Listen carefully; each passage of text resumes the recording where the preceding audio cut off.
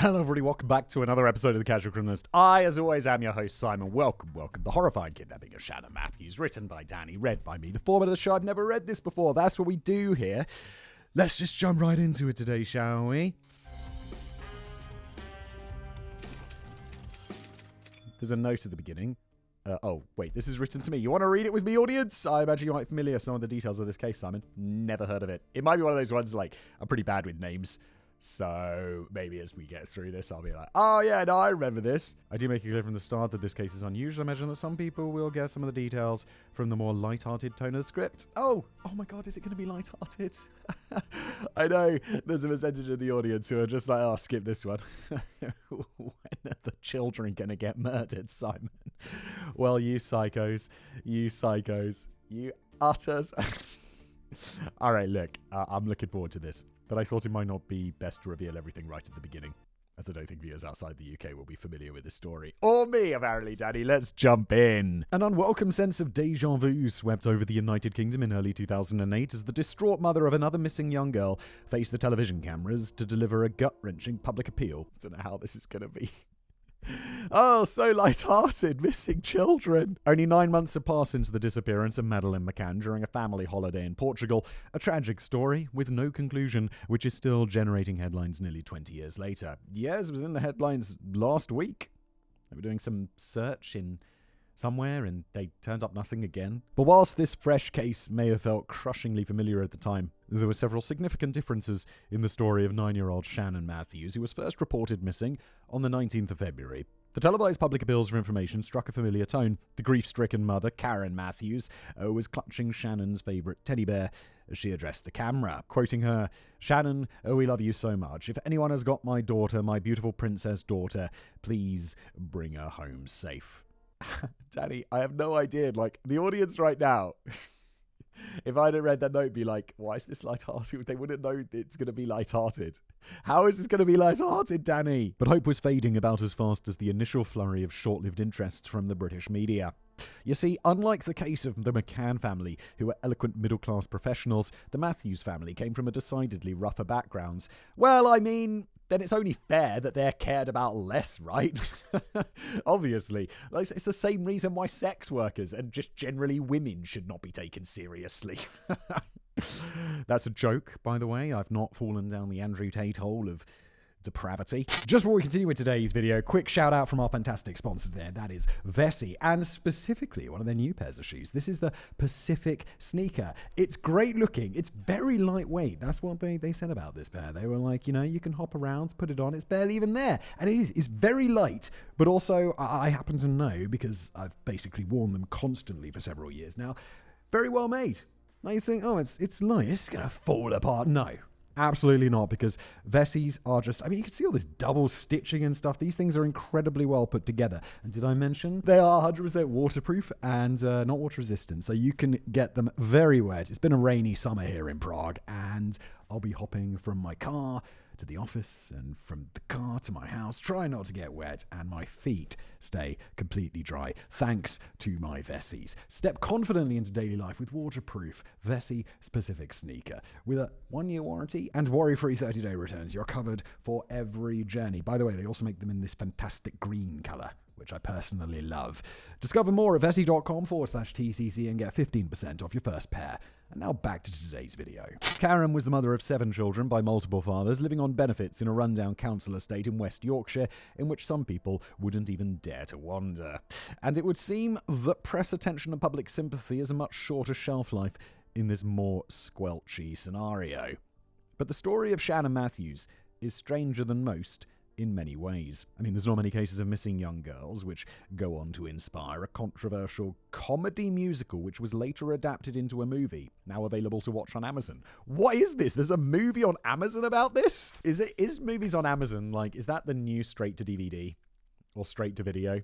Because I didn't see, you know, there's lots of, although there are some good movies, but usually it's kind of just a bit sloppy. And this story actually has an ending, as Shannon's fate would be revealed to a shocked public 24 days after she was first reported missing. But over the course of that grueling saga, which led to one of the biggest West Yorkshire police investigations in history, it became difficult to figure out who was telling the truth. And believe it or not, We can't even trust the teddy bear. Where is this going? I guess all the British people watching are like, Simon, have you never heard of this? This is so famous. And you were an adult at this time. It's like, yeah, that's the year I graduated university, 2008. Getting old. Concrete jungle.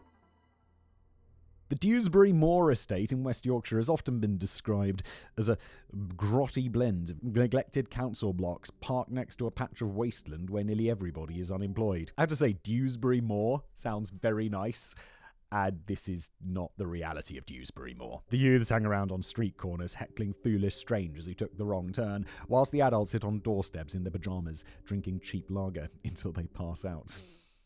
Danny, sounds a bit stereotyping there, doesn't it, Danny? I already suspect that this is probably a stereotypical exaggeration of what is life really like down on Dewsbury Moor, but it wouldn't be too wide of the mark to suggest that it's not really the kind of place in which locals buy avocado slices or take regular skiing holidays. Nah, fair play. Yeah, it's probably not that place. Visitors from the press reported a scene in which litter was blowing around the streets, wrecked cars lined the roads, and various bits of abandoned furniture and electrical appliances served as unusual decorative twists in the front gardens. There's a wrecked car on my street.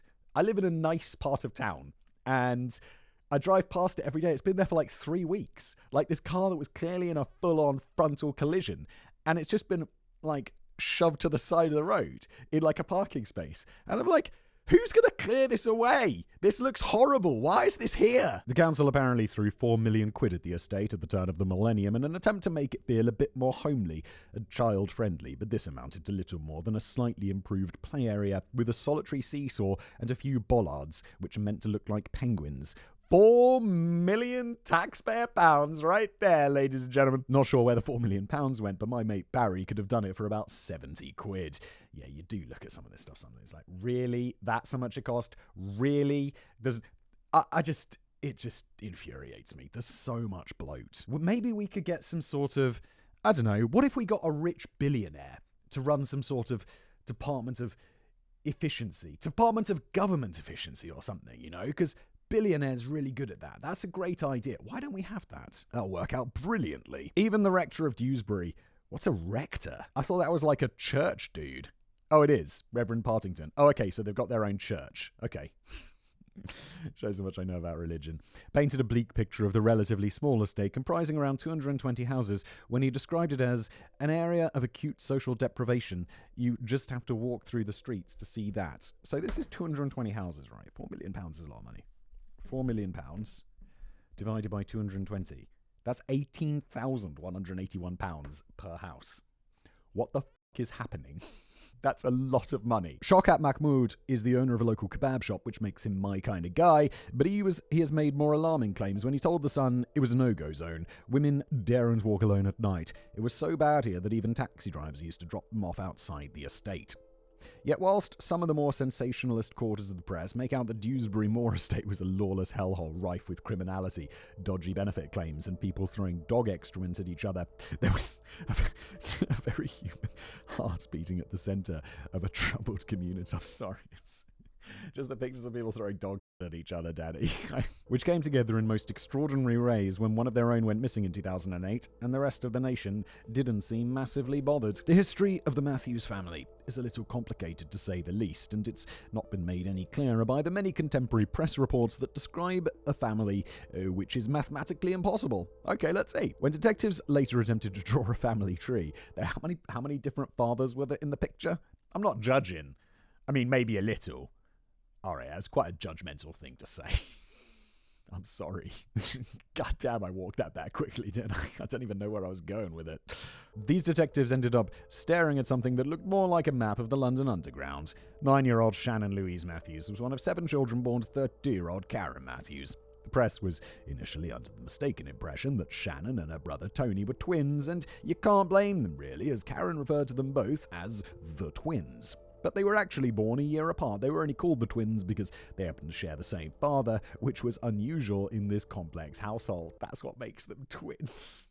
Hey, my kids are twins. But they're not. But here's where things get a bit strange. The press often reported that Karen Matthews had 7 different children by 5 different fathers. but that doesn't make sense if only 2 of them shared the same father. A point at which it seems to have been missed by the newspapers. Oh wait, no, I'm like doing the maths in my head and I'm like, no, that doesn't make sense. But that is easily like something you'd gloss over. You'd see it reported somewhere and you'd be like, yeah, okay, cool, fact, boom. It took me a few seconds to figure it out on my Sinclair pocket calculator. But if only 2 of them shared the same father, then Karen must have had 7 children with 6 different fathers. Alternatively, there were only 5 different fathers, but 2 pairs of kids who shared the same dad. The latter suggestion sounds more likely, although I'm not sure why only Shannon and Tony were nicknamed the twins in that case. Maybe others were further than a year apart or something, but the situation is muddled further by the fact that the 2 fathers are officially listed as unknown. Still, let's not get lost in the tangled twigs of the sprawling family tree. Some of my best friends come from families that make a mockery of an Excel spreadsheet. Shannon's biological father, Leon Rose, had moved to Huddersfield and had been completely out of the picture for just over a year following tensions with Karen's family, whilst 3 of Karen's children lived elsewhere. So Shannon shared a modest council house with her mother, 1 full brother, 3 half-siblings. I'm not judging, and Karen's current partner, Craig Meehan, who was also the father of the youngest child in the household. 22-year-old Craig was a decade younger than Karen when he first got to know her several years earlier, when he was one of the bored teenagers hanging around outside the home of a woman in her mid-20s. Whilst Karen had claimed benefits all her life, Craig Meehan, who himself had a massive family, including a long list of aunts and uncles who lived nearby, held down a full-time job as a supermarket fishmonger. Good for you. And almost straight away, this blows apart the idea that the Dewsbury Moor estate was exclusively populated by the terminally unemployed. It would be pretty insane if nobody had jobs. Whilst a big chunk of the locals were indeed reliant on benefits, understandably so in many cases as they lived in a deprived area in which even the most determined job hunter may have found it difficult to find work, another big chunk of the population actually worked for a living. However, Karen was drifting into dodgy territory here, as she was claiming all the benefits eligible for a single mother living with 4 children, but hadn't declared that she also lived with a partner who worked full-time. Benefits fraud? Is that what it's called? She was getting away with it for now, but a chilling turn of events on the 19th of February would give the Matthews household a lot more to worry about than just the exposure of a fraudulent benefit claim. What's the punishment for that? Are you going to go to jail at all? Because it feels that's pretty straight up fraud, but it's also going to be not a lot of money. But there should definitely be some pretty good consequences. There should be some not super light consequences for this, right? Tuesday's last lesson of the day at Westmoor Junior School was a swimming lesson, which involved a coach trip to Dewsbury Sports Centre. After the lesson was over, the coach dropped the young pupils back at school at 3:10, where some other parents were waiting to either drive or walk their children back home. Karen often met Shannon near the school, but she was busy shopping on this day with Craig's sister and didn't get back home until after 4 o'clock. Craig would normally have been working on his fishmongery, but he had apparently been feeling unwell and so had spent the day off sick at home. This meant that Shannon should have made the 10-minute journey back home alone. Wait, how old was Shannon at this point? She was 9? It's quite young. I would walk to the bus stop at school when I was for school when I was 11, I think. But I also lived in a quaint village in the countryside, not here. But this wasn't too out of the ordinary, and I would imagine that most junior school kids in the UK walk home without parent supervision after the age of around 5 or 6, although admittedly not everybody lives on the Dewsbury Moor estate. No fucking shot, Danny. I don't know if he's joking there, but my daughter's 5. There's no way she'd walk home without parent supervision. There's no way. And not just because I chose not to let her, but because I don't think she could. And also I wouldn't let her, just to be clear. And I live in a nice part of town, as I said, other than that fucking crashed car. This didn't immediately spark any major concern, although Karen telephoned the school just to check that the coach had made it back from the swimming lesson. There was an assumption that Shannon had probably just popped over to her friend's house, or she's 9! What's going on? Or maybe gone to the park to have a good look at those penguin bollards. But as the hours passed, Karen became more concerned and began wandering around the neighbourhood to ask if anyone had seen her daughter. When all leads were exhausted, she finally called the police at 6:48 p.m.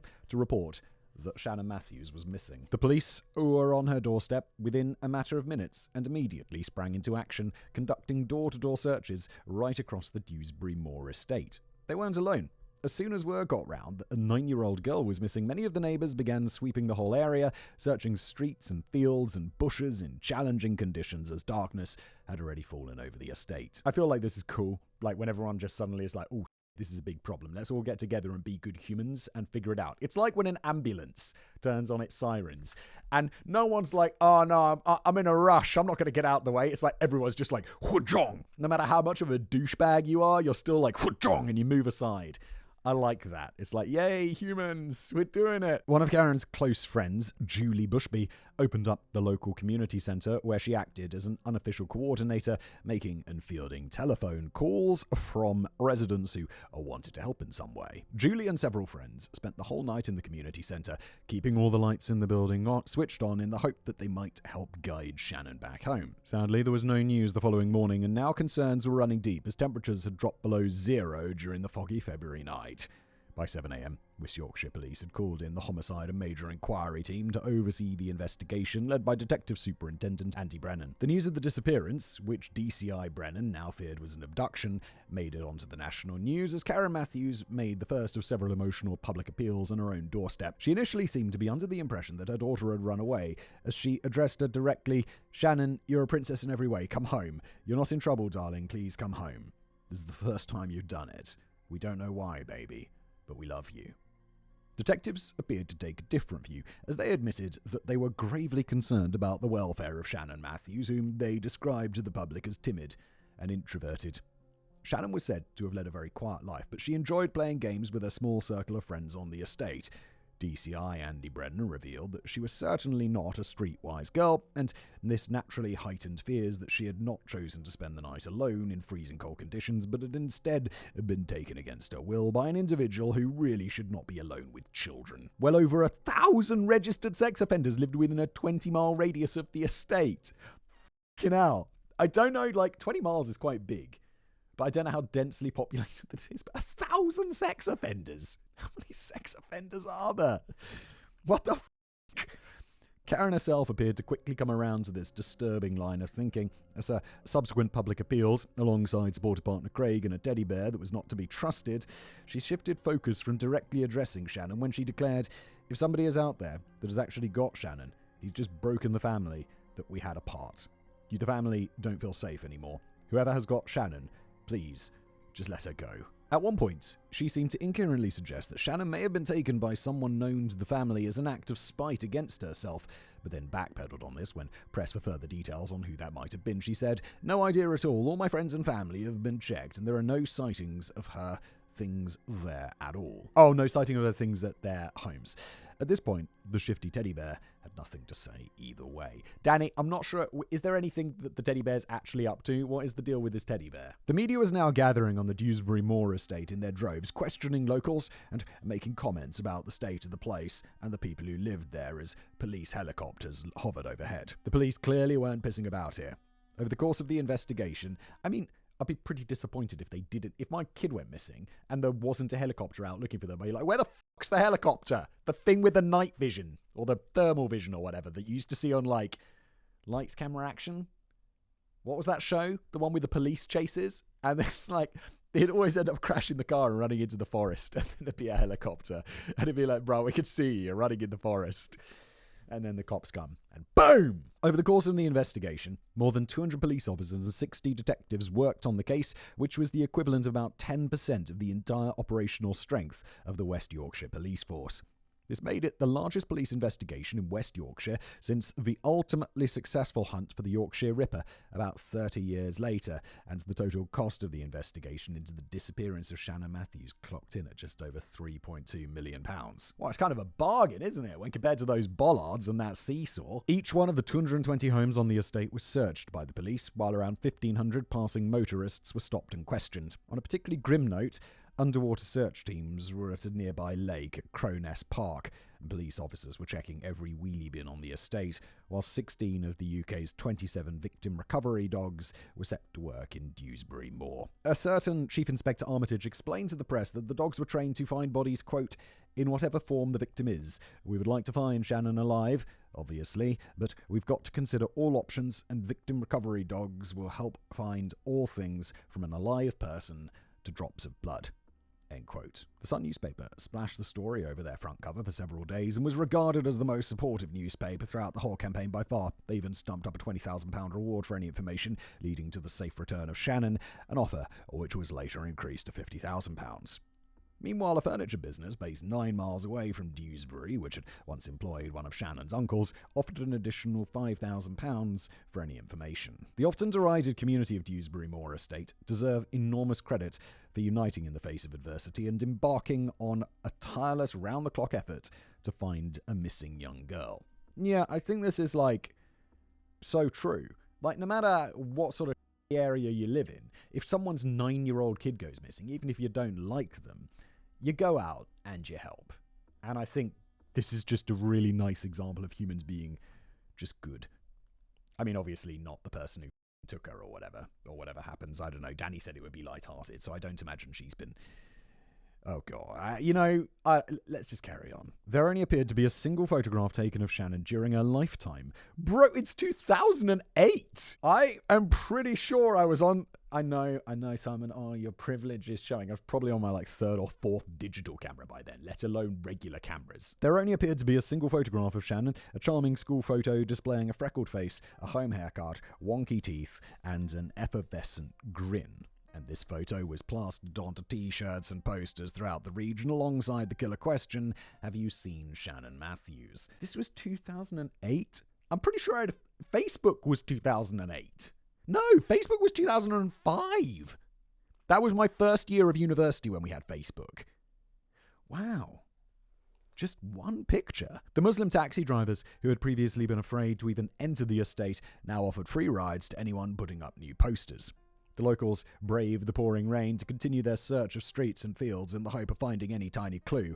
Coach trips were arranged to distribute leaflets in other towns and cities, whilst friend Julie Bushby kept the community centre open 24 hours a day as a base for planning the next round of searches and leaflet distribution. It was a community that never stopped. Well, until they were eventually told to stop by the police. Okay, sure the police would have a good reason. The residents, of course, were still free to put up posters and hand out leaflets anywhere they liked, but the police asked that they stop with the searching. Whilst acknowledging the honourable intentions of the community, the police pointed out that they could inadvertently be contaminating evidence and cocking up the whole investigation. But it has to be said that the police investigation was struggling to find anything concrete, despite the high volume of officers and detectives working on the case with fierce determination.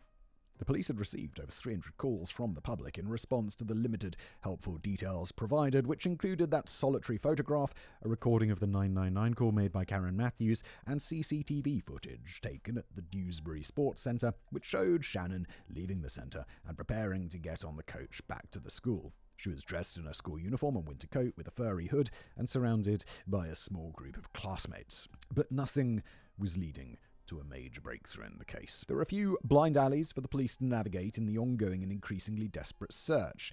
One of Craig Meehan's many uncles, Michael Donovan, was suspected of being involved by his own sister, who urged the police to check him out. Oh God, you know you're a sketchy fuck when you're getting ratted out by your own sister for being a dodgy, Wow. A child abductor, dude. That's a up relationship you got with your sister there, and I'm guessing it's your doing. Allegedly, Michael. Allegedly.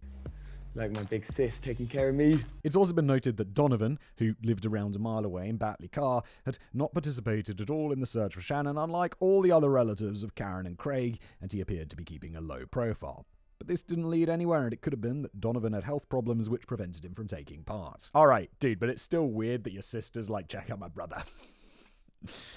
A local man with a Shannon poster on his wall was found late at night singing and moaning in his front garden, whilst occasionally chanting, Jesus Christ. Alright? The troubling part about this is that it also somehow managed to nail both of his hands to a wooden cross while doing so. Dude, you can't nail both of your hands to a wooden cross, unless you're really dexterous with your feet. Smell it, smell it, smell it, now take it. That's for you. Someone nailed your hands, at least one of them, to a cross. What is going on in this city? In this estate or whatever. Assuming he didn't have any help with this, nailing in the second hand must have been quite an achievement, right? But whilst this was considered to be a weird incident, it had no connection to Shannon. You could say that again, Danny. It's fucking weird. Why is a guy crucifying himself? Meanwhile, on the very same day that Shannon was reported missing, a man had been arrested 10 miles away in the city of Wakefield after making a thankfully unsuccessful attempt to kidnap another young girl called Shannon. What is going on in the north? This girl's mother was one of many who wondered if there might be a link. As she told the press, it makes you think, has he got something about the name? But this guy had nothing to do with the disappearance of Shannon Matthews. If someone attempts to kidnap a child, right? You've got to take that because they're going to do that again, right? They just didn't succeed the first time. That person needs to go to prison forever or just wear an ankle monitor forever. They need to go to prison for a long time and then just have an ankle monitor forever. I think ankle monitors forever should definitely be a thing. Or like some sort of modern equivalent of that that's less conspicuous. The police had uncovered a few scraps of new information along the way. Her best friend Meehan revealed that she had seen Shannon after everyone had gotten off the coach, but she was walking the wrong way home from school. Another friend, Chloe, reported, she got off the bus with the rest of us, but Shannon went a different way, and we don't know why. We didn't ask where she was going. 2 12-year-old boys also came forward with details of what was considered to be the last sighting of Shannon before the disappearance, as it was around 20 minutes after the coach had departed. She was sitting alone on a wall, and in the words of one of the boys, she was crying her eyes out. Detectives found something of interest when they searched Shannon's shared bedroom. They came across a note above her bunk that contained several heart-wrenching words composed in Shannon's handwriting. I want to live with my dad. I mean, alright. She's 9. Like, I imagine, I don't know, you're kind of like, my kids haven't told me they hate me yet, but I've heard that's a thing that happens. And I don't think it's because they actually hate you. They're just upset. And I always say, like, when my son's a bit too young for it still, but my daughter will have like a meltdown. And it's like, me and my wife have a joke that, it's just her brain growing. Her brain's growing. You got to give her some slack, And I think I wouldn't read too much into that note, to be honest, and just be like, she probably just had a fight with her mum. This naturally led some to suspect that perhaps Shannon had made a decision to run away from home, or at least this had been her initial plan before she was abducted, as the vulnerable young girl walked home alone on unfamiliar streets on a bitter winter night. Her biological father, Leon Rose, believed that his daughter, who he hadn't seen for over a year, may have been trying to make the 8-mile journey to his house in Wakefield. He made an appeal of his own in which he pleaded with Shannon to find a phone box and dial 999 so that the police could come and pick her up. 999 is the emergency number in the UK, by the way. Foreign listeners. Karen Matthews took a different view and believed that people were reading way too much into a short note. Yeah, I'm kind of with Karen on this one. In a somewhat defensive tone, she said she loves her daddy. What little girl doesn't? But she wrote that on an off day. They're just words. If Shannon wasn't happy here, I would know.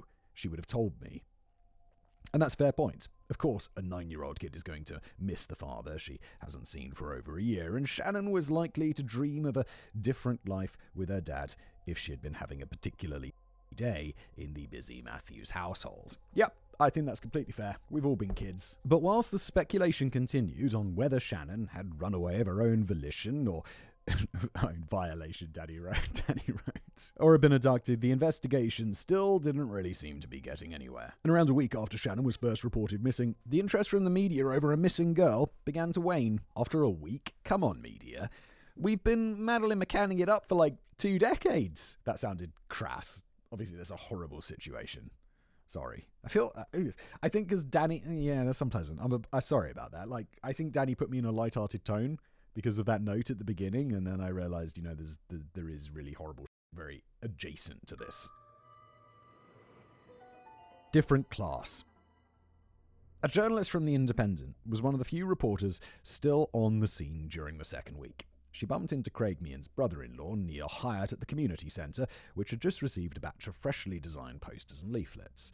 Neil glumly observed, "It's all gone quiet, hasn't it? Last week you couldn't park for television vans. Now they've all been sent away onto other stories." End quote. It had been hoped that the new posters would have generated more attention in the press, but they hadn't made much impact at all. Whilst the community had been hoping it would make the front cover of The Sun, even the most supportive paper by far had buried the new poster on page 17. Most of the papers at the time had shoved Shannon out of the pages to make room for a very minor development in the case of Madeleine McCann, who had disappeared 9 months earlier during a family holiday in Portugal. We've got a very long video all about Madeleine McCann. Controversial video. People got spicy in the comments about that one. somewhat with me. But, yeah, it was a very, very, very difficult one. And the question is often raised over why there was such disparity in the attention given to two missing girls from very different backgrounds. Not that this is meant to be a competition. I would assume that the devastated plight endured by a parent when their child goes missing is universal and transcends such trivial things as class and status and the size of your back garden. And I'm also not implying any criticism at all of the grief-stricken parents of Madeleine McCann, who would naturally have moved mountains to keep their missing 3-year-old daughter in the public eye and increase the chances of finding her. An outcome which we're still waiting for today. Yeah, they had PR people and everything, right? The reality is, it could be classism. I definitely wouldn't discount that. That is a very real thing. But also money. I think, they were successful doctors, right? Like, they had money and they could spend it. And that spending of the money gets them more attention because they hired a PR person. But there's an uncomfortable feeling in some quarters that the stark difference in levels of attention from the press and perhaps even the public all boiled down to the equally stark differences between the McCanns and the Matthews. The parents of Madeleine McCann were middle-class doctors who lived in a nice detached house in an area of Leicester and spoke articulately about the search for their little blonde-haired girl. In contrast, Karen was an unemployed mum of 7 children with multiple fathers who lived in a rough council estate in Dewsbury and spoke in a broad accent in sentences that would make an English teacher squirm. Whilst the McCanns were considered to be an attractive and well-dressed couple, and yes, I know it sounds ridiculous to be even discussing this kind of thing in cases when young children are missing, Karen has more of a fierce face and huge dark circles under her eyes, which suggested a tough paper round.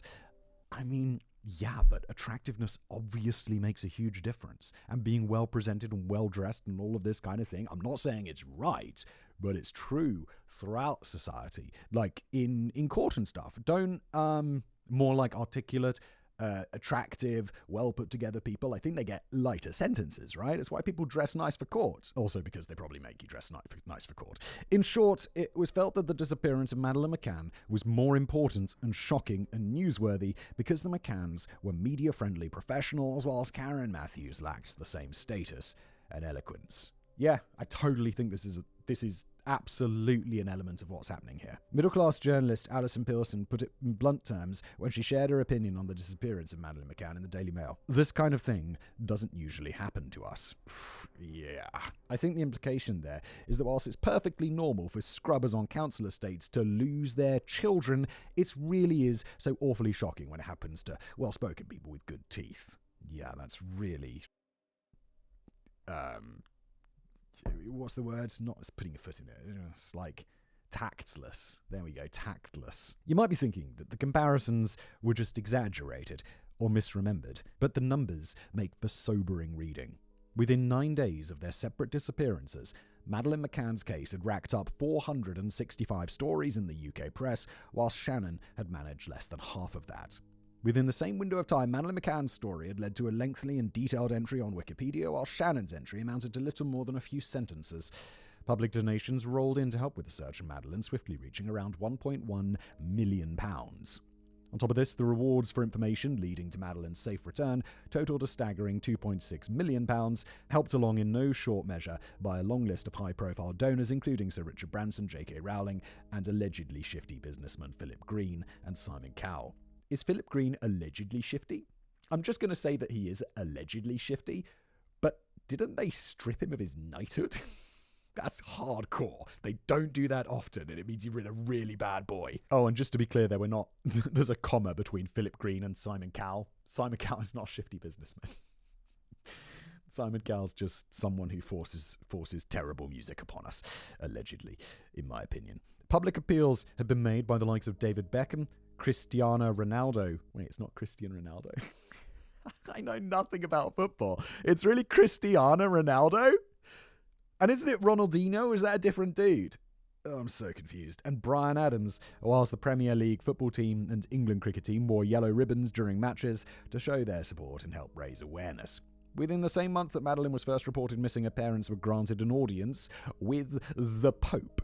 Not quite the same scenario with Shannon. The public donations totaled a few thousand at most, with only one notable celebrity figure, British singer and songwriter Leona Lewis, showing any kind of public support. I've never heard of Leona Lewis, but I'm going to assume she's not as famous as David Beckham, Richard Branson, Simon Cowell, J.K. Rowling. Come on. The only high-profile name to actually visit the Dewsbury estate was the then Conservative leader David Cameron. And as we'll discover later, that didn't go down terribly well. No, I can't imagine that they vote Conservative in this area. In contrast to the 2.6 million reward money stumped up for Madeleine, the reward money for Shannon stalled at exactly £55,500.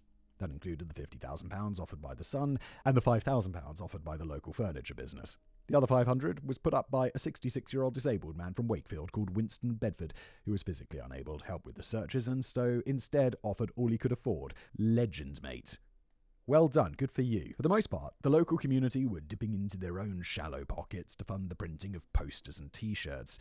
And whilst the best footballers and cricketers in the country were showing their public support for Madeleine McCann, the campaigners of Dewsbury Moor were gruffly ordered to move away from the grounds of a rugby match when they attempted to hand out flyers. The natural conclusion is that this is a class issue, or that media editors feel that the audience will simply be more interested and have more empathy for a case involving a middle-class family rather than another incident in an impoverished council estate. Well, those are both class issues now. I think that is all boiling down to class. One senior police officer observed, quote, "Editorial judgment is not something we can or should seek to influence. But it is correct that if you live in a deprived corner of a big city and you get murdered running with a gang, you will be a footnote. If you live in a nice house and your parents are professionals, then the Daily Mail and everyone else will be knocking on your door." Well, that's slightly different, senior police officer, because the person in your first example is running with a gang. So they're a member of a gang. And if they get murdered, well, it's probably gang-related, isn't it? Whereas this was a 9-year-old. Sorry, that's very dense of you, whoever you are. I know he's trying to do something or say something supportive, but that's a really bad analogy, and it's not going to help people be like, oh, we should help, right? Sir Ian Blair, a former Metropolitan Police Commissioner, feels that raising awareness of a missing black child is even more challenging than raising awareness of a young white girl on a council estate. Yeah, that doesn't surprise me because as well as, classism is a thing, racism is even more of a thing, maybe in my opinion. So I don't know, they're both things. Blair says, there are very large numbers of murders inside the black community that get almost no coverage at all. The police really, really need the media. We work with them closely, yet sometimes they cover one story one way and another story another way, and it is very difficult to explain, especially to a victim's family. I don't think, it's, he's got it right. It's not hard to explain, it's difficult to explain. Because the reason is obvious. It's it's a combination of racism and classism, but that is obviously a difficult thing to tell someone. But maybe it's not quite as simple as that, or at least that's not the whole story. Okay, Danny, restore my faith in humans. One argument is that the case of Madeleine was just particularly unusual and attention-gripping as she disappeared during a family holiday in another country, and she may have been abducted by a foreigner, which would have been more than enough to get patriotic British blood boiling over in fury. Maybe I'm just not a particularly patriotic Brit, but I would be equally upset if it was a Portuguese person, or wasn't there a German guy under suspicion, or a Brit.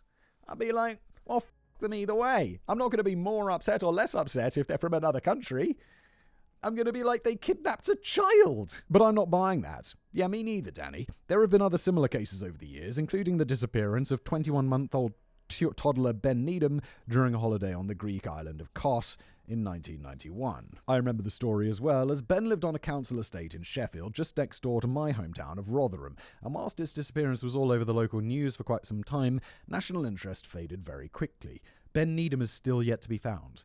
But unlike the case of Madeleine, which continued to spawn regular headlines for the next 17 years, Ben Needham was largely forgotten by the media. Yup, never heard of it.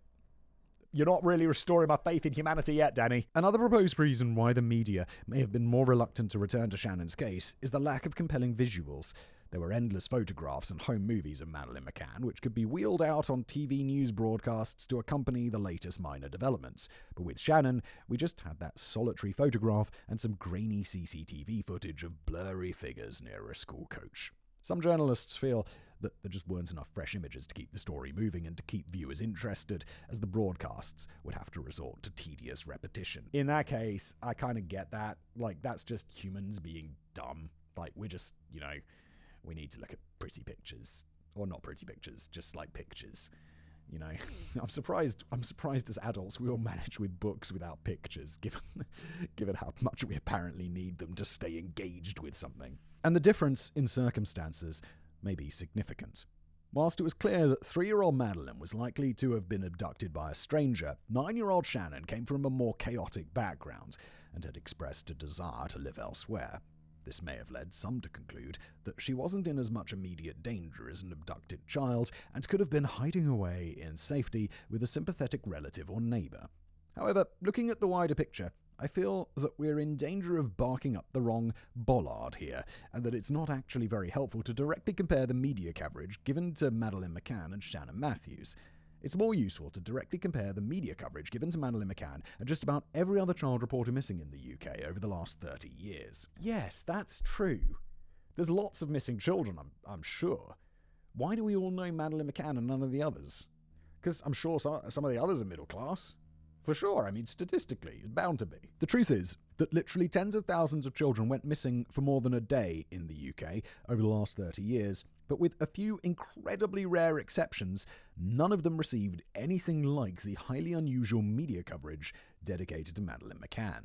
That's not to suggest that there isn't any kind of deep-rooted bias within the media's choice of stories, and it does seem that a missing child from middle-class background is likely to generate more front covers and column inches than a missing child from a working-class estate. But the point is that the Madeleine McCann media machine was highly exceptional, and there's not much point comparing it to specific cases plucked from the hundreds of other thousands of cases which were largely ignored.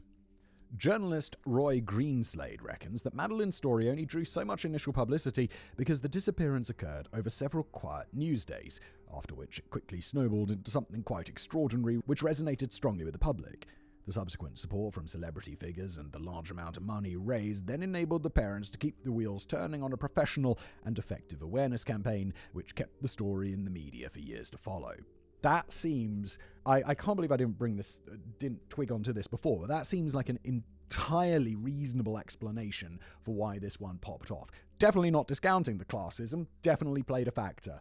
But based on that, I think previously it played a much larger factor in my mind, and now I'm like, yeah, that's a good point.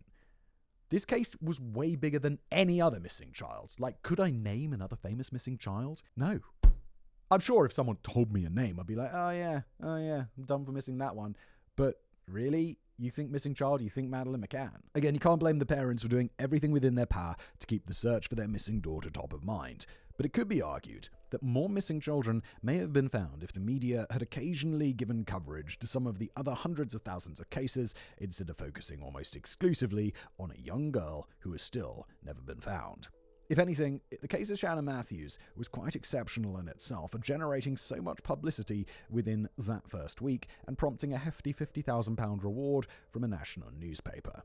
Yes, it might pale in comparison to the case of Madeleine, but Shannon still got a lot more coverage than most. It can't be denied that the parents were treated very differently by the media, though. Whilst you'd naturally expect the media to show a bit of sensitivity when dealing with the parents of a missing child, there were troubling levels of condescension and moral judgment when dealing with Karen Matthews and Craig Meehan.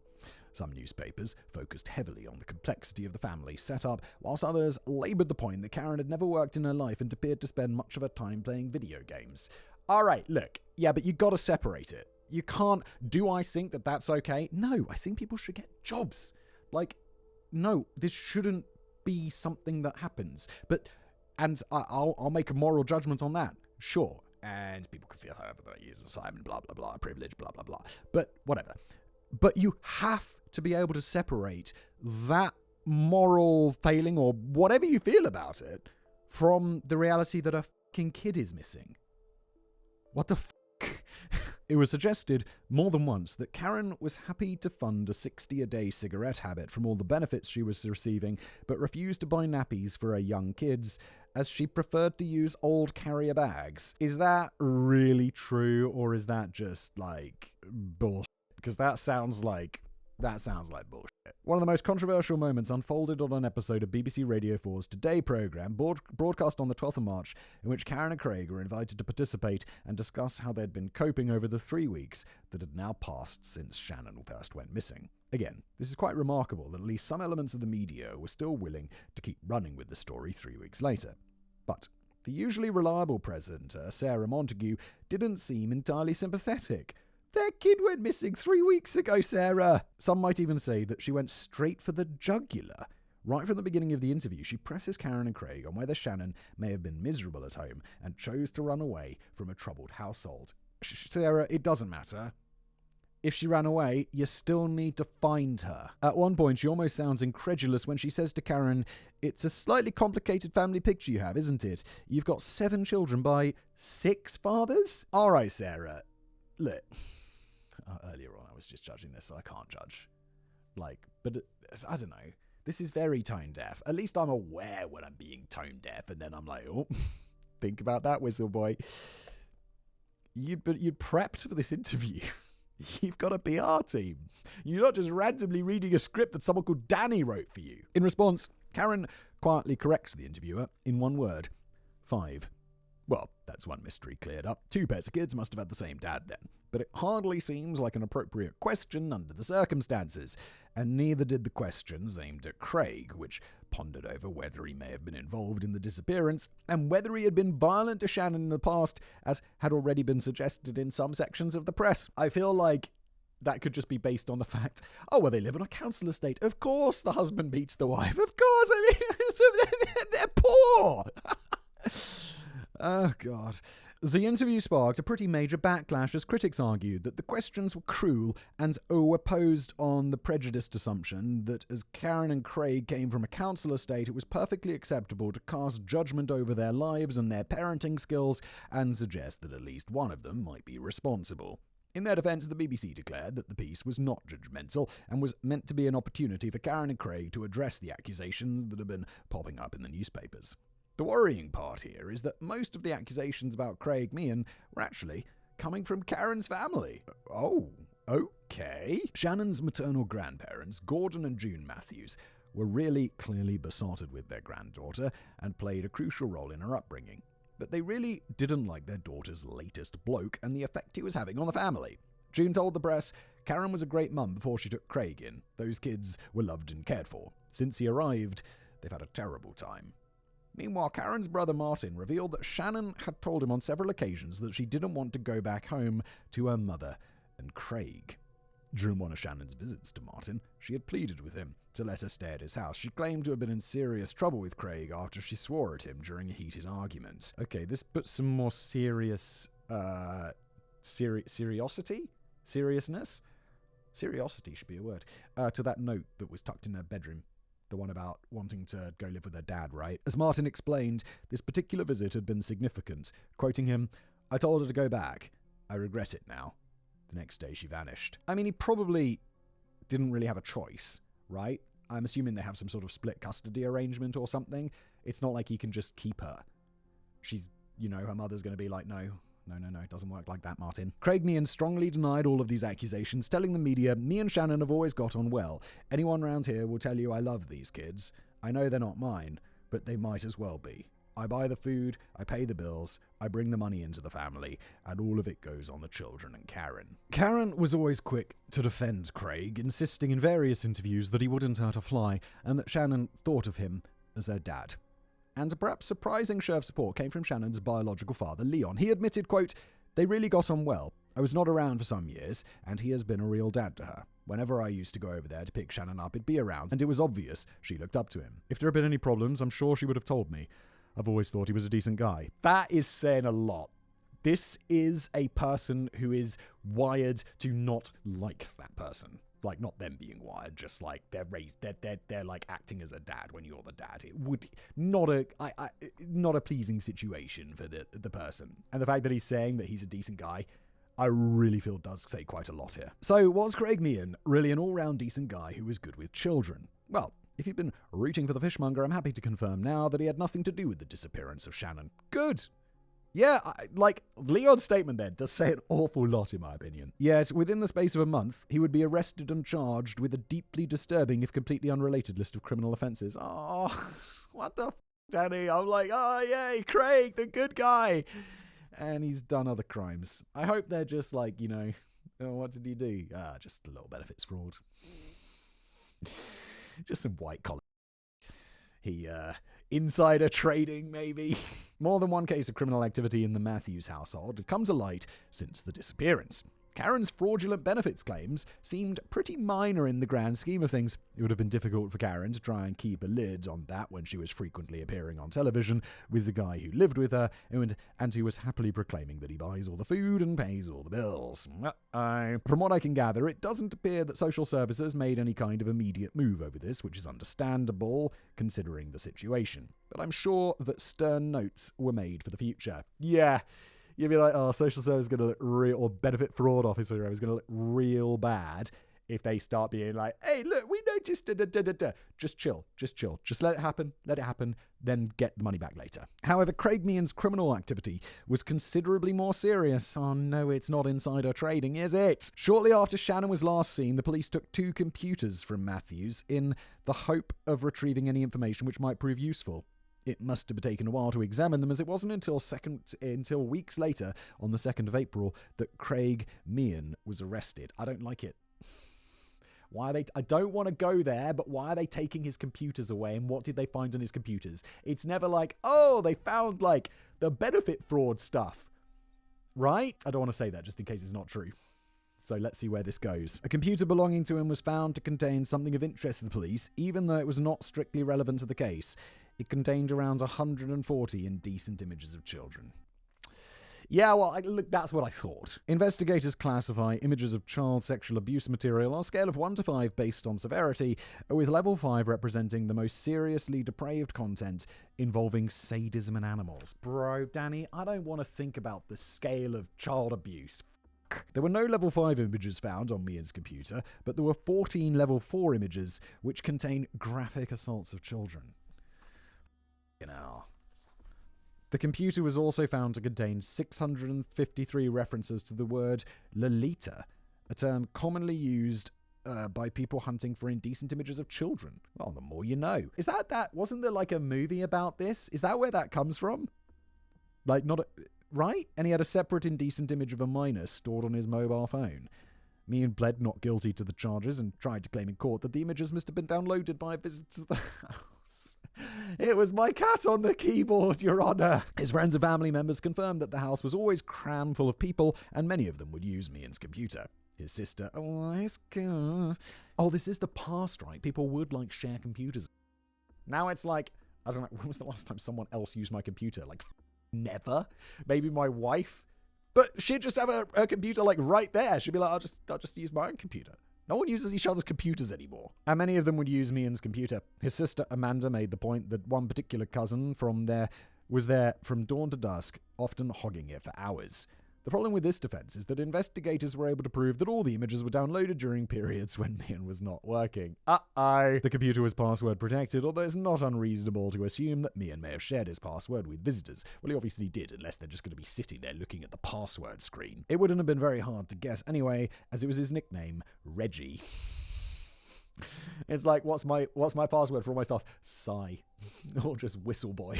It's not. By the way, it's not. But the point is that it seems unlikely a visitor would have been secretly downloading child pornography in the presence of Meehan, so the 140 images gathered over a period of time would have to have been downloaded by someone who knew exactly when Meehan was neither working nor at home. It's dude, this is... No. The separate image found on Meehan's mobile phone pretty much sealed the case. On the 16th of September, Craig Meehan, who was found guilty of 11 counts of possessing child pornography and sentenced to 20 weeks in prison. 5 months? I feel like that's not very long. Can't you go away for longer? Can't we give you the ankle tracker thing forever? I feel like that's the sort of thing. It's we can't keep you locked up in prison forever because that would be a little bit crazy. But how about we just put a chip under your skin so we always know where you are? Because you've proven yourself to be a weirdo. But he walked free from court as he'd already spent longer than 20 weeks held on remand. By this time, the fate of Shannon Matthews was known, and it's important to stress that there was never any indication that Meehan was involved. But had Shannon never disappeared, it seems likely that a man who downloaded child pornography may never have been removed from a house containing somebody else's young children. Yabra. Rewinding back to March, at around the same time that Karen and Meehan were being grilled on BBC Radio 4's Today programme, the situation was beginning to feel increasingly grim. 3 weeks had passed and no sign of Shannon, and Reverend Partington was now talking about the sense of hopelessness and despair that had fallen over the Dewsbury Moor estate. He admitted, quote, "This is now looking as if it will turn out to be a tragedy. Nobody wants to acknowledge that, but the longer it goes on, the more ominous it looks. We must go on hoping, though."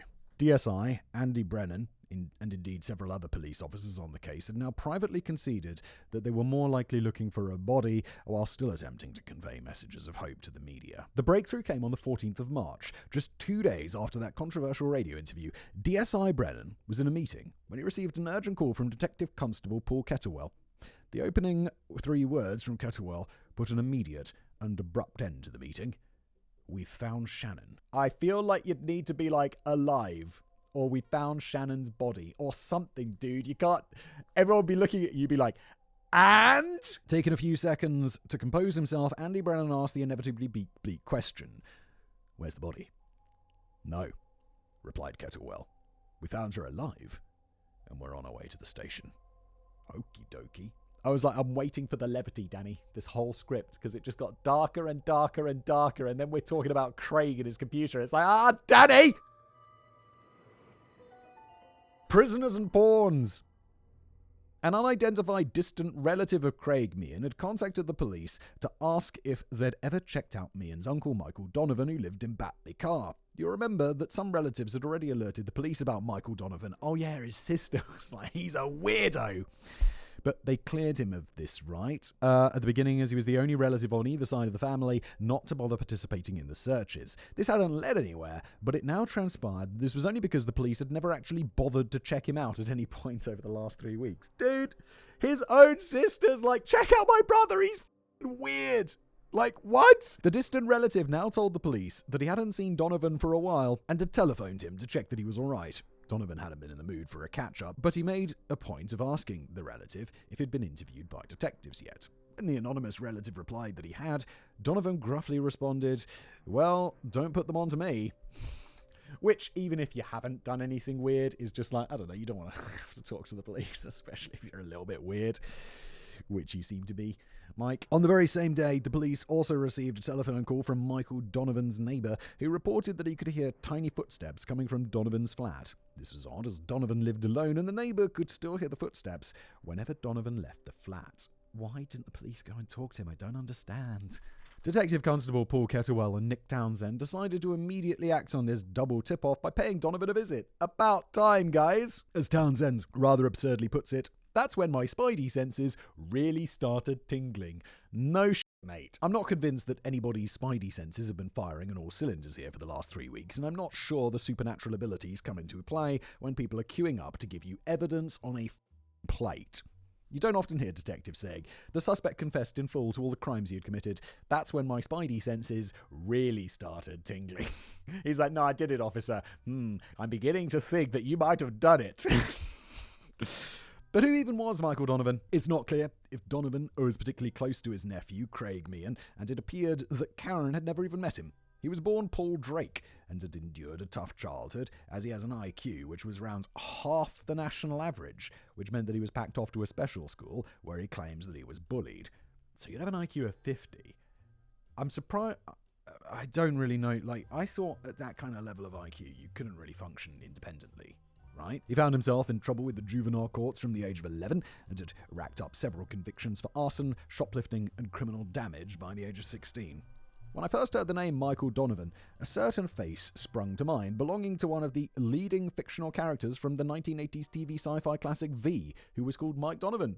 Okay. This was the chilling tale of the arrival of alien visitors, who talked a bit fun. Wait, wasn't this didn't this get remade? Don't I remember this from about 10 years ago? Who talked a bit funny but looked perfectly humanoid and claimed to have come in peace. Theo reporter Mike Donovan was the first to literally peel away the masks and discover that the visitors were actually carnivorous reptilians who were on a mission to invade the Earth under the guise of friendship. But it takes a while to convince the rest of the human race, who dismiss his discovery as a silly conspiracy theory. I consider the original 1983 miniseries to be one of the very, very best things to have come out of the United States, alongside Nirvana, Stevie Wonder, Bambi, Susan Hoffs from the Bangles, and the Big Mac. It's an eclectic choice there, Danny. It seems that Paul Drake was also a fan of V, and that the similarity of his adopted name was no coincidence. He changed his name by deed poll to Michael Donovan in honor of his favorite hero from his favorite TV show, which is a slightly odd thing to do at the age of 19, particularly when one of the other characters in V was called Ham Tyler, and he was way cooler. Donovan may hate my guts, but he'll tell you I know what I'm doing.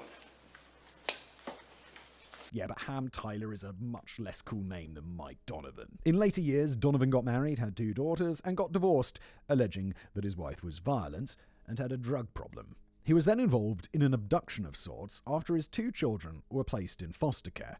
Donovan picked up one of his daughters from school and then took her to Blackpool, where they were apprehended very quickly by the police, and the case was dropped. Donovan had previously worked as a labourer and a delivery driver, but was living alone on benefits in 2008 at the age of 39 in a top-floor flat in Batley Car, which had seen better days. And it was here that Detective Constable Paul Catterwell and Nick Townsend took their inquiries, not even bothering to change into their superhero costumes, as they were a bit pushed for time. They're like, this guy's got something, just right in there, he's got something to do with it, we're going to blow this case wide open, guys. Nobody answered the door, but instead of shrugging and walking away, the officers took a proactive approach by requesting backup, barging down the door and entering the threadbare top-floor flat with filthy carpets and grimy walls. Do they need a warrant to do that, or is this like enough suspicion because they heard the child's footsteps, or someone did? I mean, I'm 100% down for them to be able to bust the fuck of that door open, but I do feel that's a warrant situation. On first glance, it appeared to be empty and silent, but then a little girl's voice could be heard coming from underneath a bed. The voice pleaded, "Stop it, you're frightening me." 24 days after she went missing, or 23 days, 18 hours and 22 minutes if we're being really specific, Shannon Matthews had been found, and she wasn't alone. Whilst Shannon eventually emerged from under the bed of her own accord, Michael Donovan had to be dragged out from under there. Wait, what? He's there? He's hiding under the bed with her? All right. Following a struggle with the police, he was arrested on suspicion of kidnapping and false imprisonment and bundled into the police van. He continued to struggle and protest his innocence the whole time, at one point shouting, "Get Karen down here. We'd got a plan. We're sharing the £50,000. Oh, no. Oh, no. Was this all a big setup to get someone to donate money so that she could be found, and then someone would come forward with a tip, and it would all just be a big thing? They'd split the money? Oh, that's fucked up. That's so fucked up. Please, no. I mean, I'm glad she's been found, obviously, but please don't let this be the thing that's actually happening here. Shannon appeared to be absolutely terrified as she was crying and shaking with fear, although she didn't seem to entirely understand what exactly was happening. When she was asked by the police if she'd like to see her mother for the first time in 24 days, she simply shook her head and said no. Catterwell and Townsend later described the feeling of euphoria after finding Shannon alive, but there was certainly some criticism levelled at the police with regard to how long it had taken them to get around to visiting Michael Donovan. Yeah, no sh**. Several people, including members of Donovan's own family, as we've said many times, they'd phoned the dedicated Shannon helpline number to raise their suspicions about Donovan very early on, but they claimed that nobody had ever gotten back to them. The Conservative MP for Yorkshire and the Humber, Edward Macmillan Scott, also weighed in on the debate, and whilst he conceded that he was reluctant to criticise the police without knowing all the facts, he kind of went on to do that anyway, when he declared, in more than 3 out of 4 cases like this, a family member is involved. Police should have conducted a thorough search of all family members that would have included the suspect in this case. I share similar feelings in that I'm reluctant to criticise the 200 police officers and 60 detectives who I'm sure were working around the clock and doing everything they possibly could to find Shannon. Yeah, I'm sure most of them were doing a good job, but obviously someone, somewhere, somehow drop the ball. And whether that's an individual or whether that's procedural, it needs to be worked out, and either someone needs to get fired or procedures need to change. Yet you can't help thinking that if maybe they'd acted on the early tip-offs about a family member with a history of abduction who was keeping a suspiciously low profile, the total bill for the investigation may have tallied up to far less than £3.2 million. Still, that evening was not a time for recriminations on the Dewsbury Moor estate. The whole community participated in a celebratory party that went on all night. The posters were ripped from windows and lampposts to be replaced with Welcome Home Shannon banners against a backdrop of loud music and fireworks and lashings of ginger beer. Okie dokie. I like ginger beer. Why are they all drinking ginger beer? Leon Rose expressed that he was over the moon that his daughter had been found safe and well, whilst Karen Matthews took the time to thank both the police and the community for their fantastic commitment and support. The thing about the splitting the 50 grand, when are we getting to that? Because that's very weird. She stood alongside Craig Meehan, who was still a couple of weeks away from being arrested on child pornography charges, as she announced, "When I first saw Shannon again, I was overwhelmed. I just couldn't stop crying, knowing she's back where she belongs, and she's safe. Now she'll be able to come home and sleep in her room again. We've got her new pink bedding, which she'll love. The police have helped a lot. We can't thank them enough." However, not everything in that statement was entirely accurate. Shannon was not coming home. At least not yet. It's believed that Karen was allowed some sort of reunion with her daughter, but it was very brief and under supervision. Shannon remained in police protection for the first 72 hours and was then placed in the care of family services. It seems like a sensible choice in this case, as something weird is definitely going on, and I think the police should get to the bottom of it before they just return her to her mother, who maybe arranged for her allegedly to be taken so she could split the 50 grand, unless Michael's just making all that up. Which, I mean, maybe. The official reasoning for this was that Shannon was being interviewed by the police in delicate 15-minute sessions every day, and it was felt that contact with family members at this stage could potentially influence her evidence. Shannon was reported to be quite bubbly and relaxed during these sessions, held in a special children's suite, and during her time under police protection, she was given the opportunity to watch DVDs and play with kittens. This is so nice, British police! You just, let them play with kittens? That's awesome. She did still seem a bit confused as to what had been going on and seemed to be under the impression that her dad, Leon, had rescued her. Alright, how? However, there were naturally a few eyebrows raised that the mother of the child that was missing for 24 days had not been allowed to take Shannon home. Karen addressed these concerns in a public statement, which included the words, quote, "I fully understand that the police need to keep speaking to Shannon to establish exactly what was happening during the time that she has been missing, and I appreciate this is not something that is going to happen overnight. When she does come home, I want it to be for good. The most important thing is that Shannon is safe. The police have been brilliant, and I'm really grateful for all they've done for us. When we do get Shannon back home with us, we will plan a bit of a party to welcome her home," end quote. It might have been a plan to hold off buying any jelly and booze for the time being, though. Danny, where is this going? We are not even halfway through the script today, unless I'm double printed it or something. But I don't think so. No, you've got the pages numbered. We're on page 21 out of 46. Danny, what is going to happen? There was naturally much talk in the media about the words of Michael Donovan as he was getting arrested. Yes, the 50k split, implying that he and Karen had been involved in some kind of scheme. Could there have been any truth in this, or was it just another Meehan-style plot to point the finger of blame at a different member of the family? He's got an IQ of 50. He's not smart enough to do that. No. It's not, no. Well, suspicions about Karen Matthews had been brewing for quite some time, long before Donovan was arrested and mouthing off at the police. Detective Constable Christine Freeman was the family liaison officer appointed to the Matthews family, and she could smell something a bit fishy right from the start. I know what's coming. Danny's going to make a joke about her partner being a fishmonger. Where is it, Danny? Which had nothing to do with Meehan's work clothes? Boom! Too easy. Too easy, Danny. Karen's account of the morning of the disappearance painted a picture of all the members of the family, Karen, Meehan, Shannon, and her 4 siblings, all enjoying a peaceful and civilized breakfast together at the dining table. My family situation is very different from her family situation. My family and I don't enjoy a morning peaceful breakfast at the dining table. I eat breakfast earlier than the rest of my family. My wife eats it later. My kids eat it. They'll just shove in some cereal down their mouths before they go off to school. We don't all sit around the table, eat breakfast together, and sing kumbaya.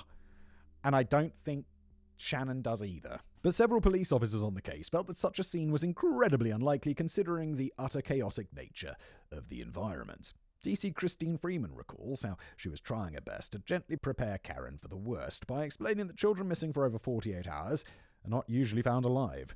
But Freeman was quite taken aback by Karen's relaxed dismissal of this and her cheery insistence that Shannon would be alright.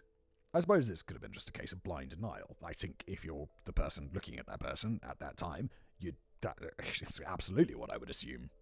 I wouldn't think they got something to do with it. I'd be like, they don't want their kid to be dead. But that wouldn't explain all the other reports of Karen's often bizarre behaviour. Freeman also recalls a time when she called into the house to find Karen and Craig Meehan playing on the Xbox, and neither of them could be bothered to even acknowledge Freeman's presence as they were so engrossed in the game. Bruh. Karen only sprang into life when Freeman's mobile phone went off to the tune of Brown Eyed Girl by Van Morrison. At this point, Karen jumped up and began dancing around the living room. What is this? This isn't real. You're not a real person. What? A local resident called Natalie Brown had initially grown close to Karen during the early days of the investigation, but she later found herself becoming increasingly frustrated and exasperated with Karen's decision-making. Natalie had overheard the police explicitly warning Karen not to talk to the assembled press until they had more information, otherwise it could potentially put Shannon's life at risk. Karen appeared to agree with this, yet just minutes later she was blabbing to any press reporter who would listen and making statements to TV crews.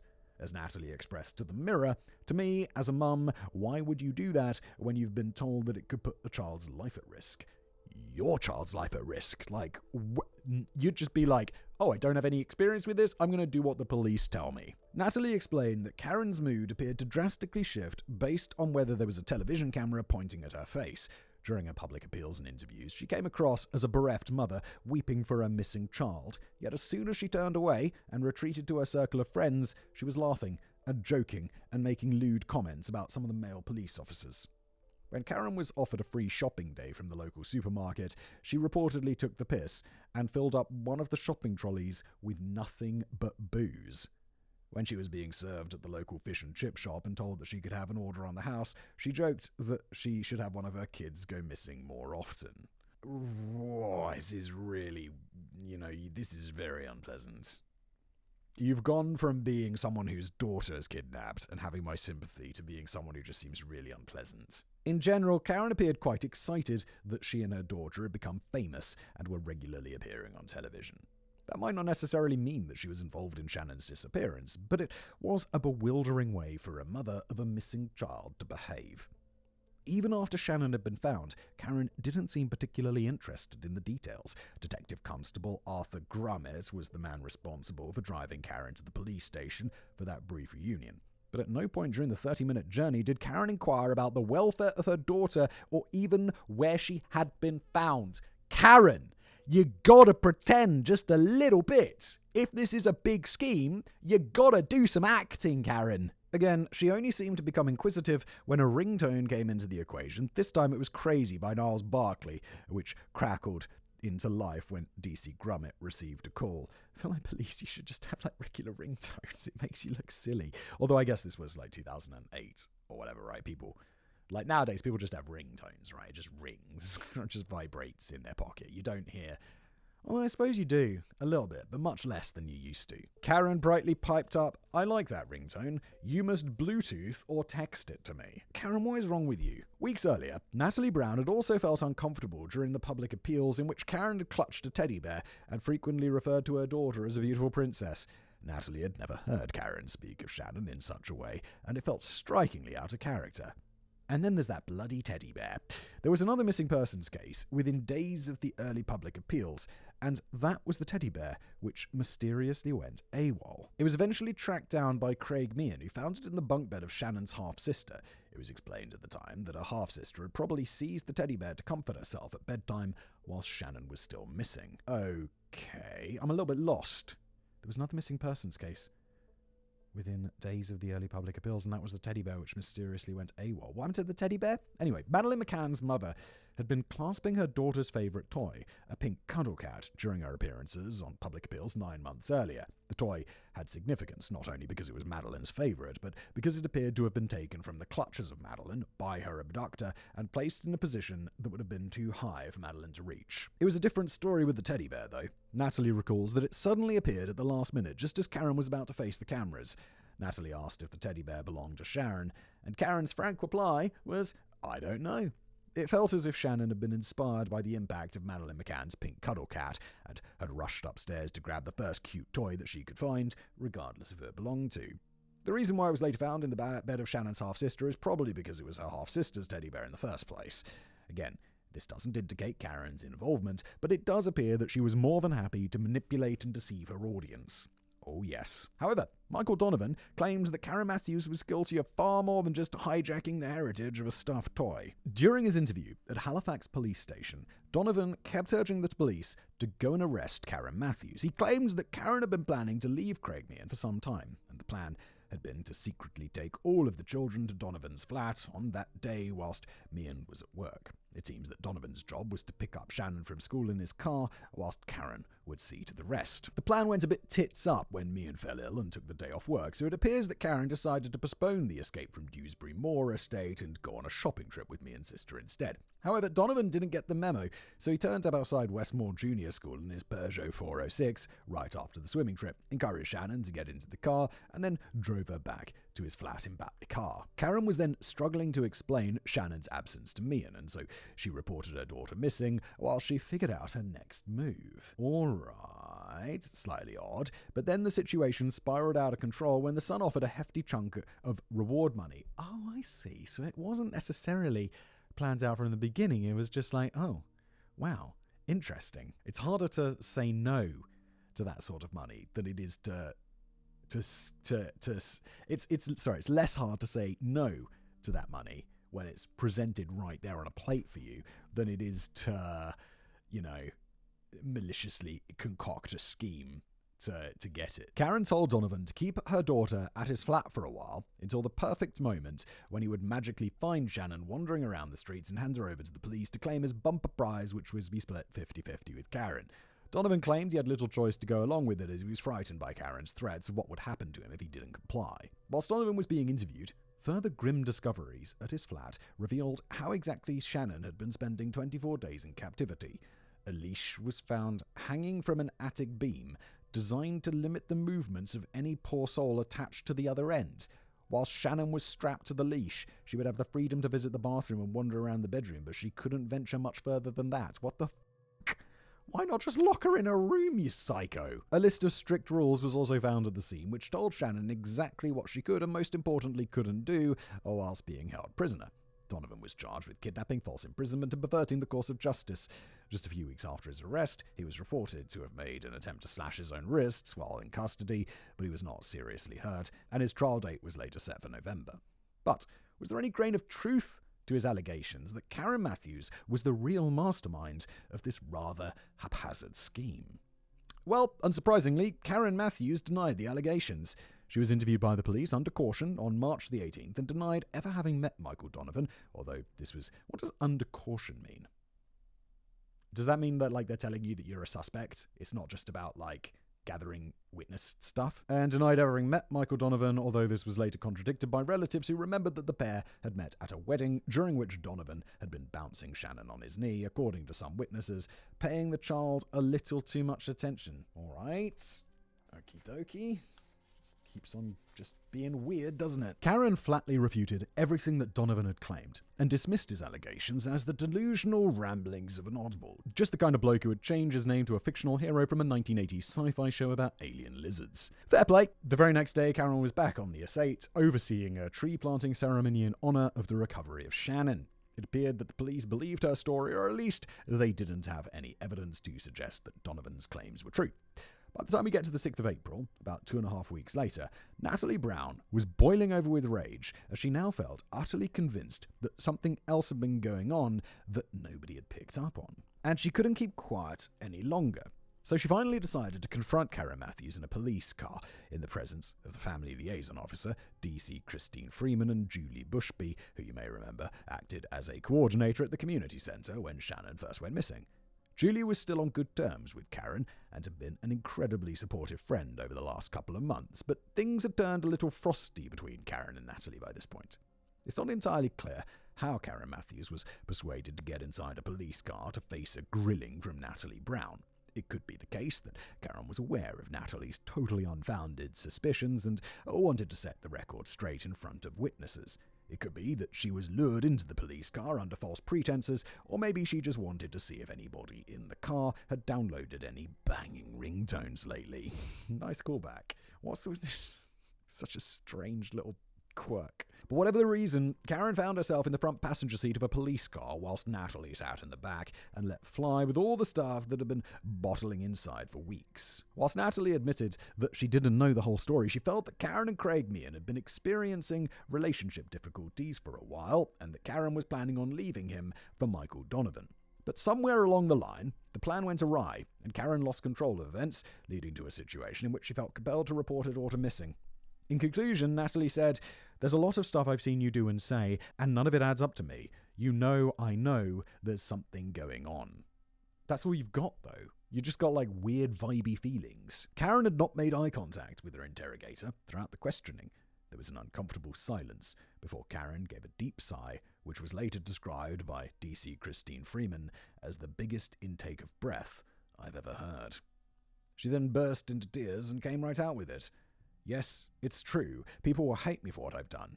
I've disgraced the kids." Okay, I presume it was around this point that DC Freeman's spidey sense really started tingling. Yeah, something's up. Freeman began scribbling down notes as Karen spilled the beans on how she planned to leave Craig Meehan, but everything had gotten a bit messy and she eventually asked Donovan to take care of Shannon while she sorted things out.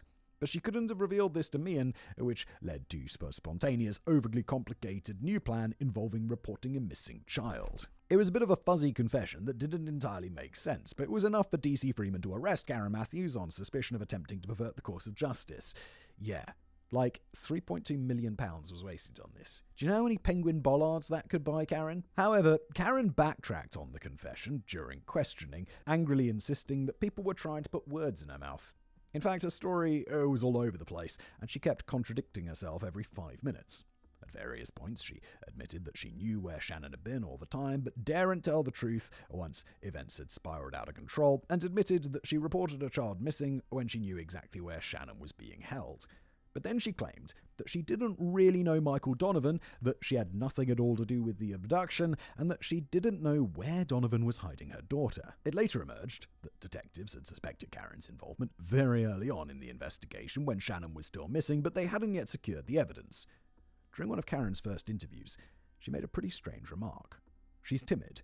She's scared of the dark and everything. She's out there somewhere in a nice warm environment. The person who's got her is not coming forward, which is what we'd really like, okay? Whereas most parents would be harboring dreadful thoughts of whether the missing child was still alive, Karen already seemed convinced that Shannon was hanging out in a nice warm environment. But how could she be so sure?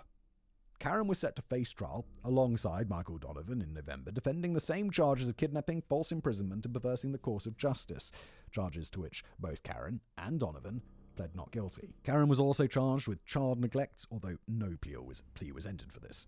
And that's a little odd, as under UK law, you're usually required to enter a plea aside from rare situations, such as the defendant refusing to speak or being declared unfit to plead. In most situations, not entering a plea will result in the court entering a not guilty plea by default. While such a move was never confirmed in this case, it seems likely that this is initially what happened here, although it appears that the separate charge for child neglect was ultimately dropped. Not everyone was waiting for a verdict, though. The community of the Dewsbury Moor estate was naturally in shock at this latest development. Shannon's siblings were placed into care, and the Matthews house was boarded up as the police distributed leaflets around the estate, urging the residents not to try and take the law into their own hands and seek retribution against the rest of the extended family. Don't do that. Just let the police do their work. The UK media was now widely describing Karen Matthews as Britain's worst mum, whilst the previously supportive Sun newspaper ran with a front cover which branded her public enemy number one. Come to think of it, I'm sure it could be argued that either the anonymous relative or Donovan's next-door neighbour could have made a claim on that £50,000 reward money for providing information that led to the safe return of Shannon Matthews, but then again they may have had to share it with all the other people who were trying to urge the police to investigate Donovan, but were pissing in the wind. Yeah. Guys, it's £50,000. You'd be really disappointed. You'd be like, I think it's that Donovan guy. And then the police are like, yeah, okay. And then nothing happens, and it turns out to be the Donovan guy. And then they're like, nah, well, you didn't point us in his direction. It was this other guy. You're like, fuck you. Where's my 50 grand? The press also pounced on a story that emerged just 2 days after Karen's arrest, in which the police revealed that they were investigating approaches made to the Madeleine McCann Fund by people who may have had connections with the Matthews or Meehan families. A couple of approaches were very brief emails, which were immediately rejected by the fund on the grounds that they appeared to have been written by complete morons. A man claiming to be a freelance journalist also made an approach, as did a man who claimed to be close to Karen Matthews. What does this mean? Approaches to the fund? What were they... The fund gave out money to look for other children as well? What's going on here? A spokesman for the McCanns revealed an approach was made by an individual who appeared to be associated with the family. The man concerned was aggressive and seemed to be asking for money for the Shannon Fund along the lines of, you have money, we don't, can we have some of yours? No payout was ever given, and the identities of the people involved were never proven. Fresh details were now emerging in the papers about the troubled history of Karen's complex family life. It seems obvious that she was never going to get nominated for Mother of the Year. Her own sister, Julie Poskett, expressed her bewilderment when, during the course of Karen's early television interview, she kept mistakenly declaring that she only had 6 children. Oh my lord, you don't even know how many children you have. That's crazy. Julie complains, it took her days to remember she had 7. I remember screaming at the telly because even though I'm not their mother, I knew she had 7. This is beyond shocking. Look, the worst thing I do is sometimes I get my kids' birthdays mixed up. One is in September, one is in November, and I'll sometimes get them flipped around. And I remember being a kid and like my dad would do the same thing, or like, you know, silly things like that are so important to you, but just a kind of just a regular part of life for everybody else. But because you're a kid, the world revolves around you. And I think if I mess this up for my kids, they'd take it very personally. But so far I haven't, or at least not to the extent where I haven't been able to easily cover it. Also, they are 3 and 5 years old, so it's not too hard to be like, just joking. And they're like, good joke, Dad. Oh yeah, sure, good joke, Dad.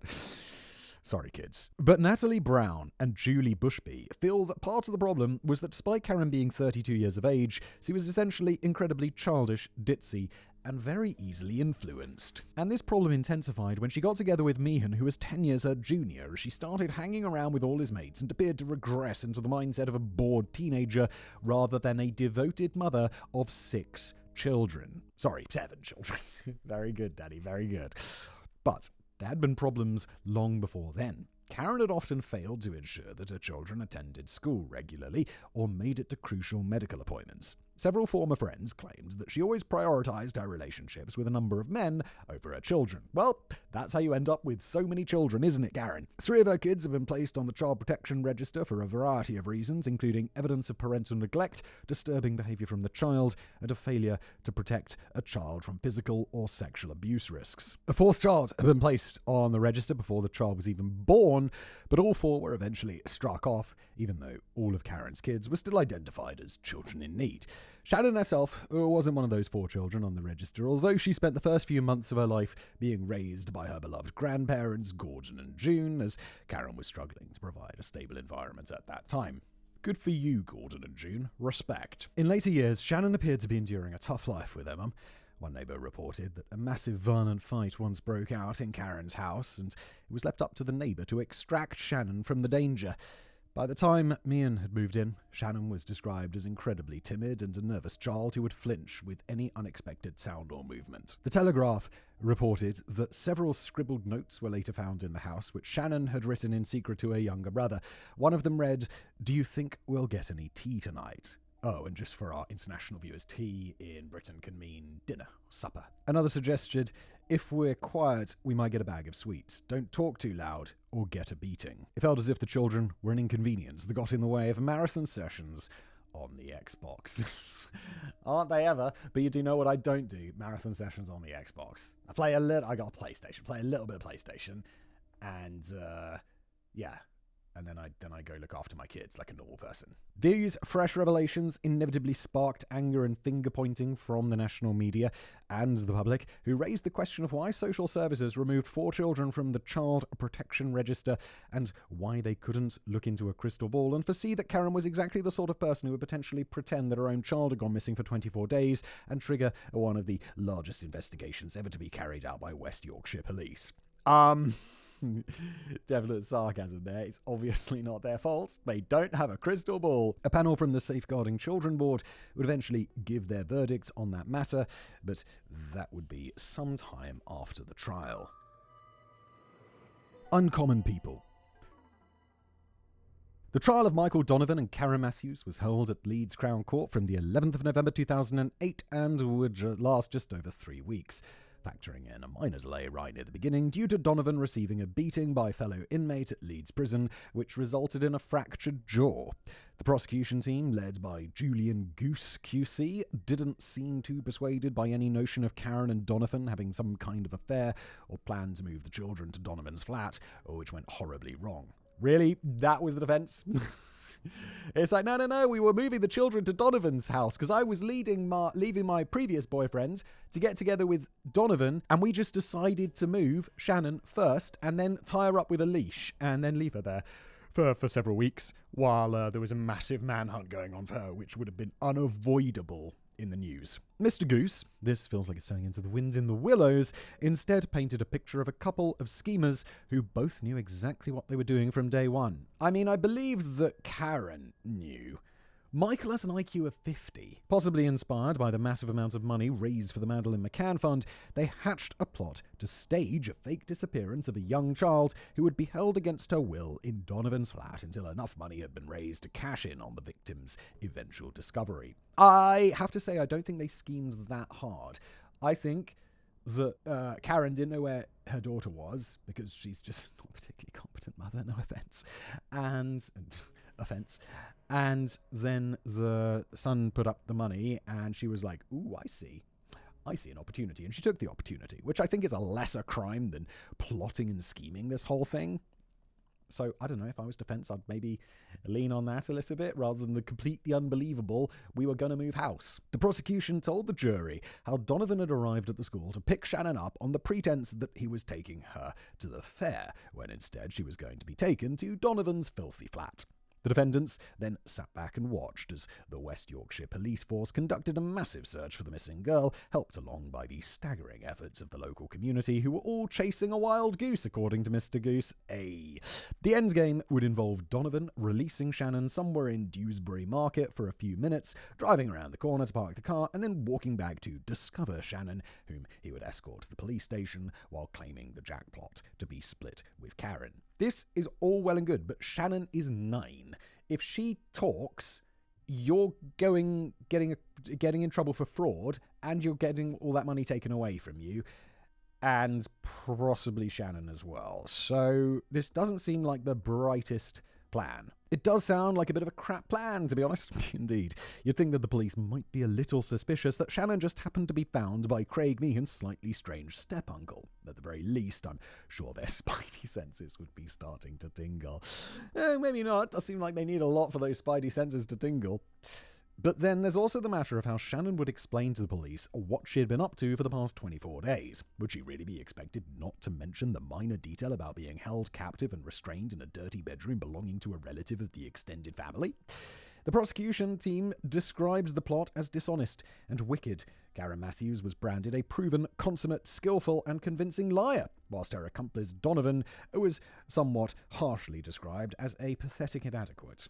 That is harsh. He's just dim. But the prosecution later went on to reveal shocking new details on exactly why this plot had been so unquestionably wicked when they unveiled evidence taken from the bedroom in which Shannon had been held. The list of instructions for Shannon to obey was crushingly specific. The note read, "You must not make any noise or bang your feet. You must not go near the windows. You must not get anything or do anything without me being here. Keep the TV volume only up to 8 or lower. You can play the Super Mario games, and you can play some DVDs, and you can play the CD music." This is terribly written.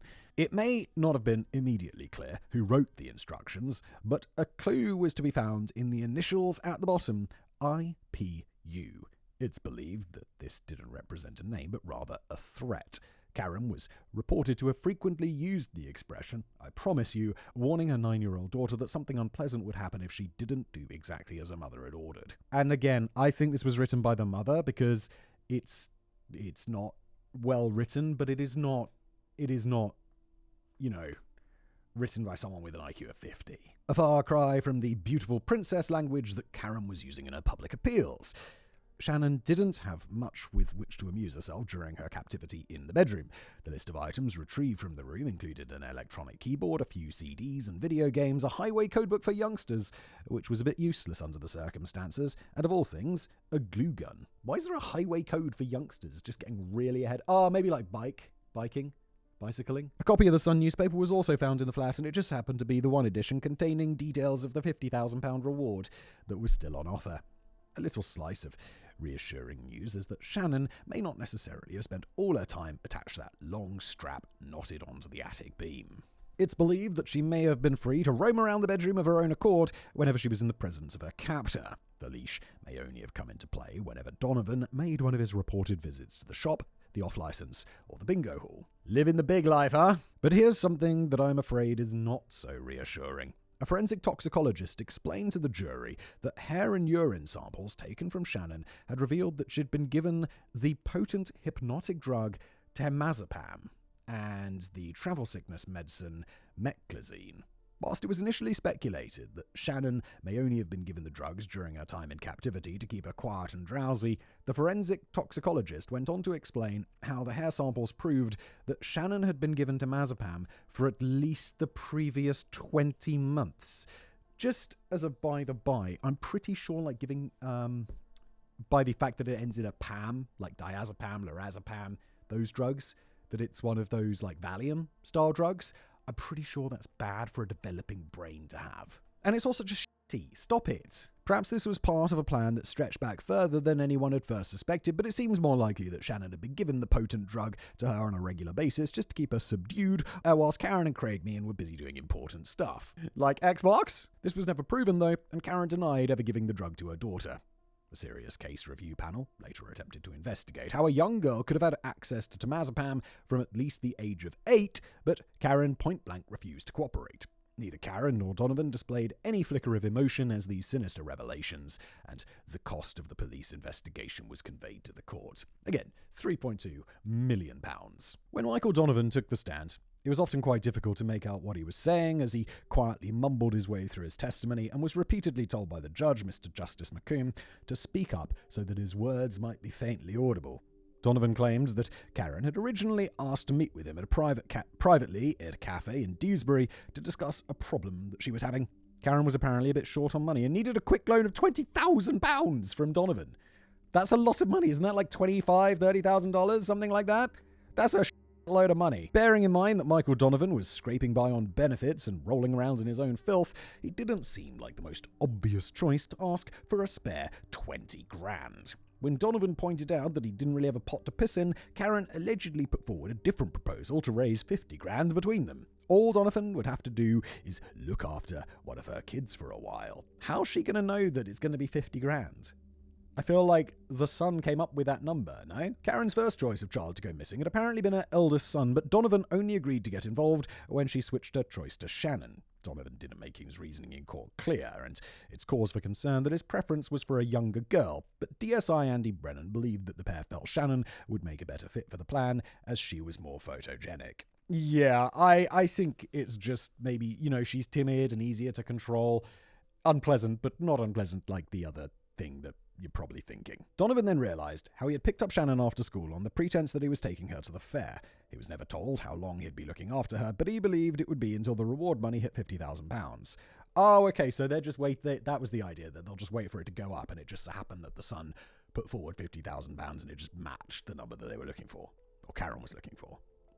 He denied all knowledge of using the strap to restrain the victim and said that it was a mystery how it had become attached to the attic beam. Don't know how it got there, Your Honour. And whilst he admitted that he had written out the set of instructions, he claimed to have copied them from the original document which had been written by Karen. He also claimed that he had grown terrified of his accomplice and wanted to pull out of the arrangement, but Karen had threatened to have his car torched by a local gang if he didn't comply. Whilst Karen Matthews had barely shown any expression for the majority of the trial, she began sobbing uncontrollably as soon as it was time for her to take the stand. She claimed that she barely knew Michael Donovan and had no idea that Shannon was being held at his flat. In her own slightly less than eloquent and not entirely accurate words, "I've always said that I didn't have nothing to do with it." Word salad, but I do get what you're saying, Karen. She was now blaming her former partner, Craig Meehan, and said that the whole operation had been orchestrated by him and various other members of his family, including Donovan and Meehan's sister. She claimed that Meehan had become violent toward the end of their relationship and that he hatched the plan without her knowledge. He had later blackmailed Karen into taking the blame by threatening to report her to social services as an unfit mother and have all of her kids taken away. On the plus side, Meehan apparently felt that Karen would get off lightly for the crimes because she was a woman. The problem here is that both Michael Donovan and Karen Matthews had each told the police no less than 5 completely contradictory accounts of what had happened since they were first arrested. Donovan's barrister, Alex Conrad QC, accused Karen of telling lie after lie after lie, suggesting that her constant sobbing at the stand was just another staged performance in much the same way that her public appeals had been staged and closely modelled on the appeals made by the parents of Madeleine McCann. It's a really bloody good argument, isn't it? Like, you've destroyed your credibility. Donovan's own sister described him as a weird loner and fantasist who had always dreamed about being someone else. You know, say a character from a 1980s sci-fi show with alien lizards. There wasn't much said in the witness box in defense of either of them, although Julie Bushby refused to outright condemn her old friend, suggesting instead that she was simply weak and easily manipulated by a long succession of men. But not Donovan, he's not smart enough to do the manipulating. Things weren't looking good for Donovan. He had, after all, been found hiding a missing girl in his own flat, containing a leash, a copy of the Sun newspaper featuring the £50,000 reward, and a set of strict instructions composed in his own handwriting. Yeah, dude, it ain't looking good for you at all. And this is really piece of behaviour right here. But supporters of Karen Matthews might argue that the prosecution lacked that single piece of conclusive evidence that proved she'd helped to orchestrate the abduction. Donovan's version of events, in which he depicts himself as a reluctant accomplice to the fearsome mother, doesn't ring entirely true to me, partly because he kept changing his story, but also because of how he clearly described in court, well, faintly mumbled in court actually, that Karen was apparently chasing a very specific £50,000 in reward money. It seems a staggering coincidence that this was the exact amount that the Sun ended up offering. Yeah, I brought this up, but it seems that was the amount they were heading up towards, which makes it less of a staggering coincidence. But how could Karen have come to that exact figure before Shannon had even been reported missing? It sounds as if Donovan was making shit up to fit the exact events that later unfolded. Yeah, you don't want to go with something that's a big coincidence in your defense. It's not going to help very much. It is true that Karen's behaviour throughout the search for Shannon had been suspiciously relaxed, inconsistent, and occasionally quite joyful whenever a ringtone or a handsome policeman entered the equation. This might indicate that she was a terrible mother who was actually enjoying the fame and the drama, but does it indicate her guilt in the abduction? I mean, I'd make a strong argument for yes as the prosecution. Do I think I can get that to beyond reasonable doubt? No, because if I'm the defense, it'd be like, look, my client is a person. Like, holy shit. Piece of shit. Worst mother. I don't even like her myself. And I'm paid to look after her. But she didn't abduct anyone. She's just a piece of mother. That would be my defense. Most versions of her ever-changing story suggest that she did become aware of the plot at some point, so that could explain her confidence that Shannon was going to be found and her later lack of interest in inquiring about the details of where she had been. It would have been handy if the set of instructions found at the flat was the original document supposedly written by Karen, if such a thing existed. The threatening sign-off, I promise you, certainly sounded like Karen, a point which was verified by Shannon herself. But was Karen smart enough to get Donovan to rewrite the document so that her own incriminating handwriting wouldn't be found at the flat? It seems doubtful based on her behaviour so far. Daddy's like, she doesn't seem bright enough. Oh, I don't think I'm a lot dumber than you thought that I think that I thought I was once. And if she was smart enough to do that, surely she would have been smart enough to instruct Donovan to leave out her own personal threatening catchphrase at the end, which had her signature all over it. The fact that her daughter had been drugged with temazepam for at least 20 months is deeply alarming, and the prosecution tied this in with a long-term plan to hide Shannon. But I'm struggling to see the logic in that argument. If the whole plan revolved around the simple premise of shoving Shannon in Donovan's flat, why did that require 20 months of preparation during which Shannon needed to be subdued with potent drugs while still at home? It doesn't. This is just shitty parenting, and she didn't want to wait for her kid to go to sleep, so she drugged her. Shitty parenting. Probably a crime, right? The forensic evidence proves that somebody in the home was regularly... Oh, gosh. Wait, but she's also living with the P-word guy. Oh, God. To an 8-year-old girl, quite possibly to keep her quiet in the evenings.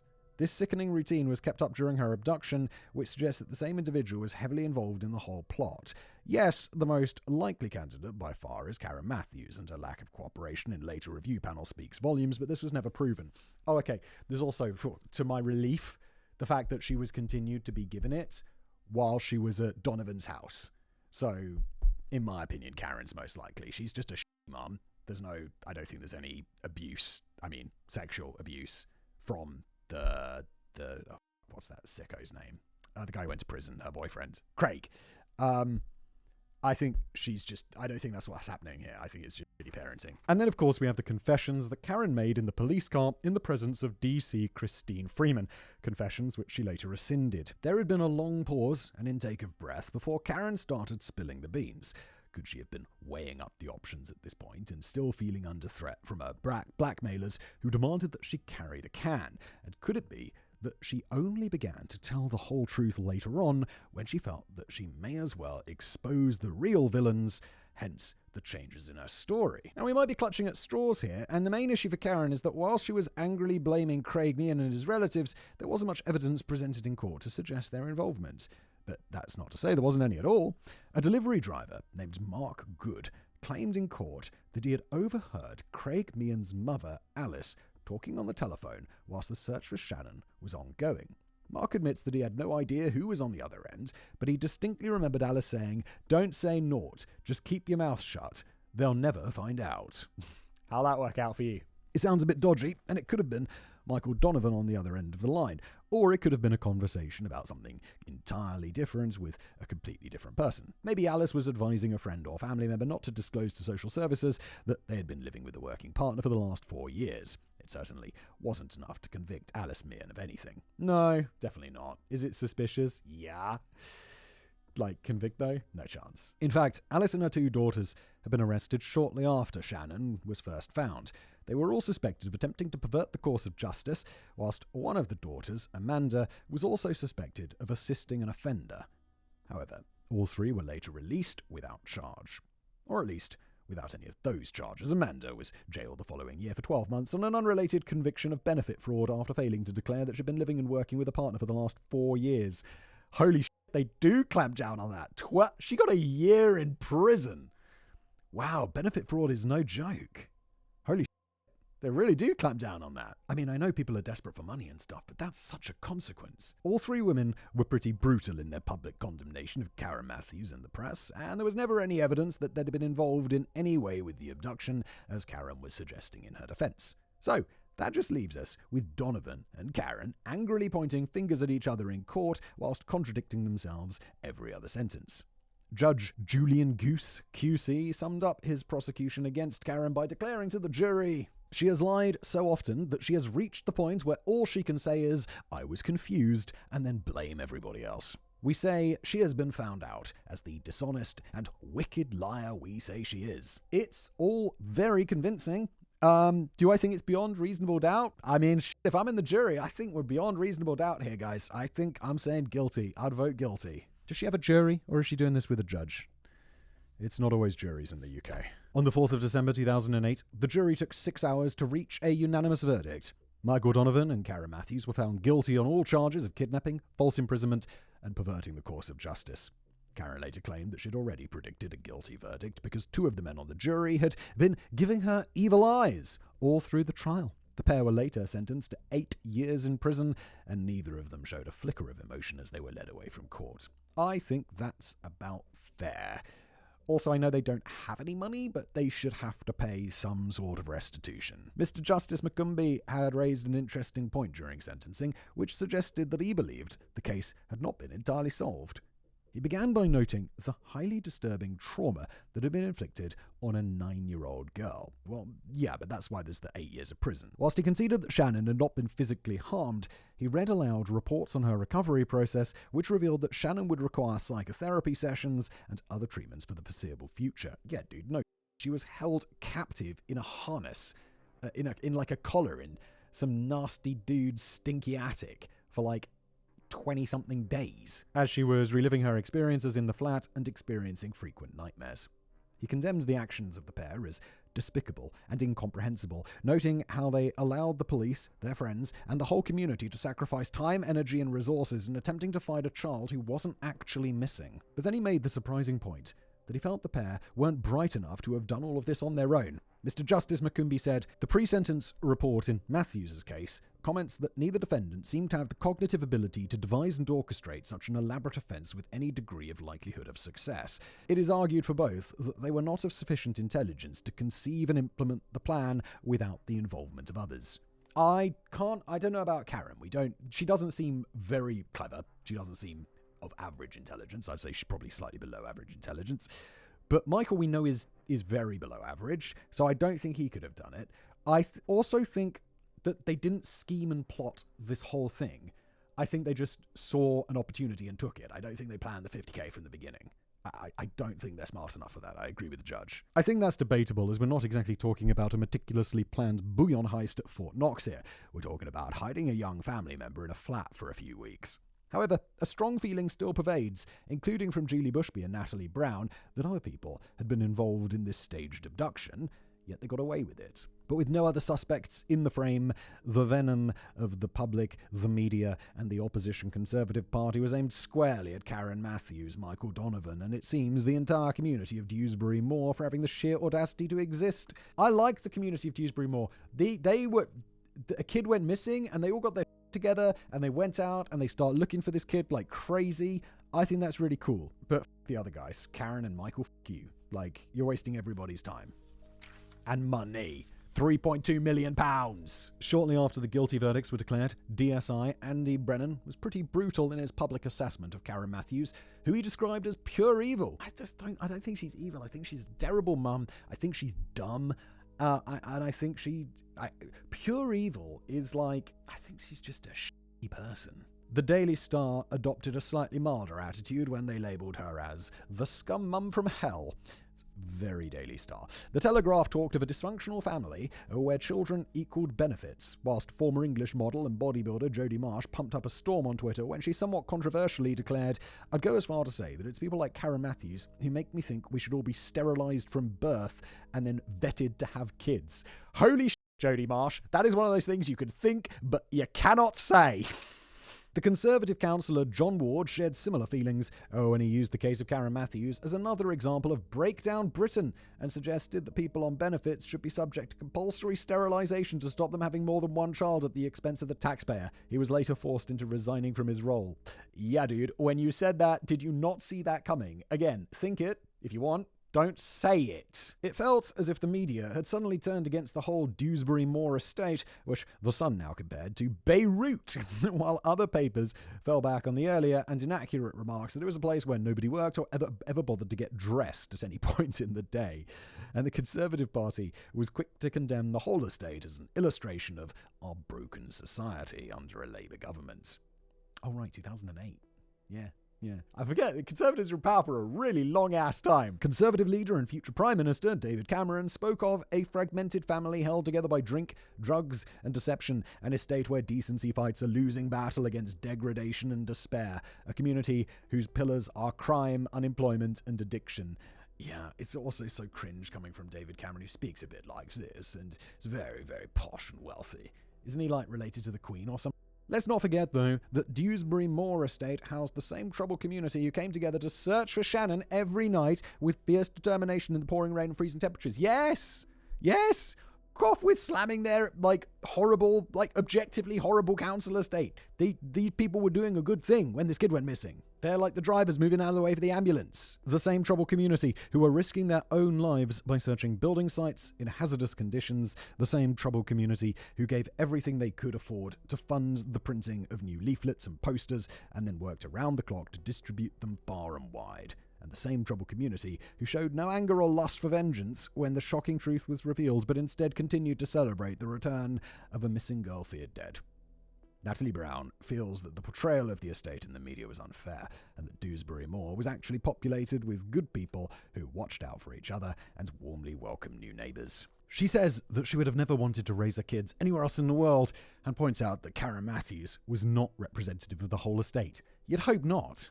I mean, yeah, the rest of the estate, they seem like good people. They're going out and they're all helping out and pulling together. I like that. To be fair, David Cameron did make a special trip to the estate in early 2009 to apologise unreservedly for his misguided comments. Well, I like that. You know, it's good to be like... Although you wonder if it's just like his PR team told him to do that. It is David Cameron. Julie Bushby wasn't particularly impressed by the visit, though, particularly when Cameron took out a piece of paper from his pocket and began reading the apology to his audience. Bruh, come on. If you're going to apologise, at least do it properly.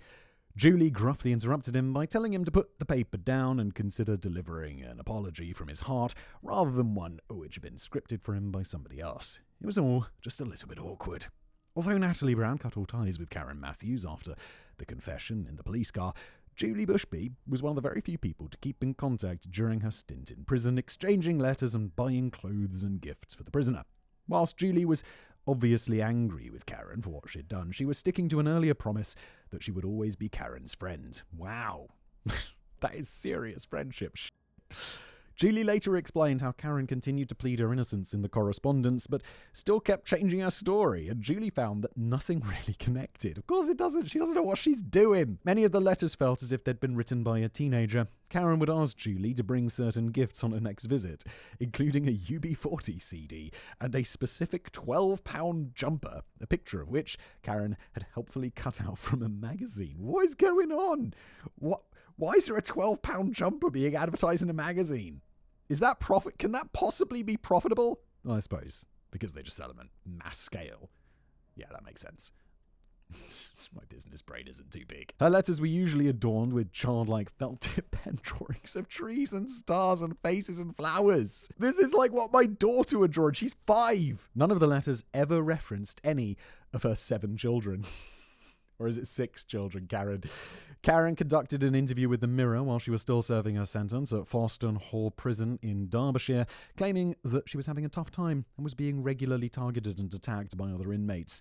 It was a claim backed up by Julie Bushby, who said that Karen had sometimes turned up in the visitor's room sporting another black eye. At various points in her sentence, Karen claimed that she felt she was going to die in there.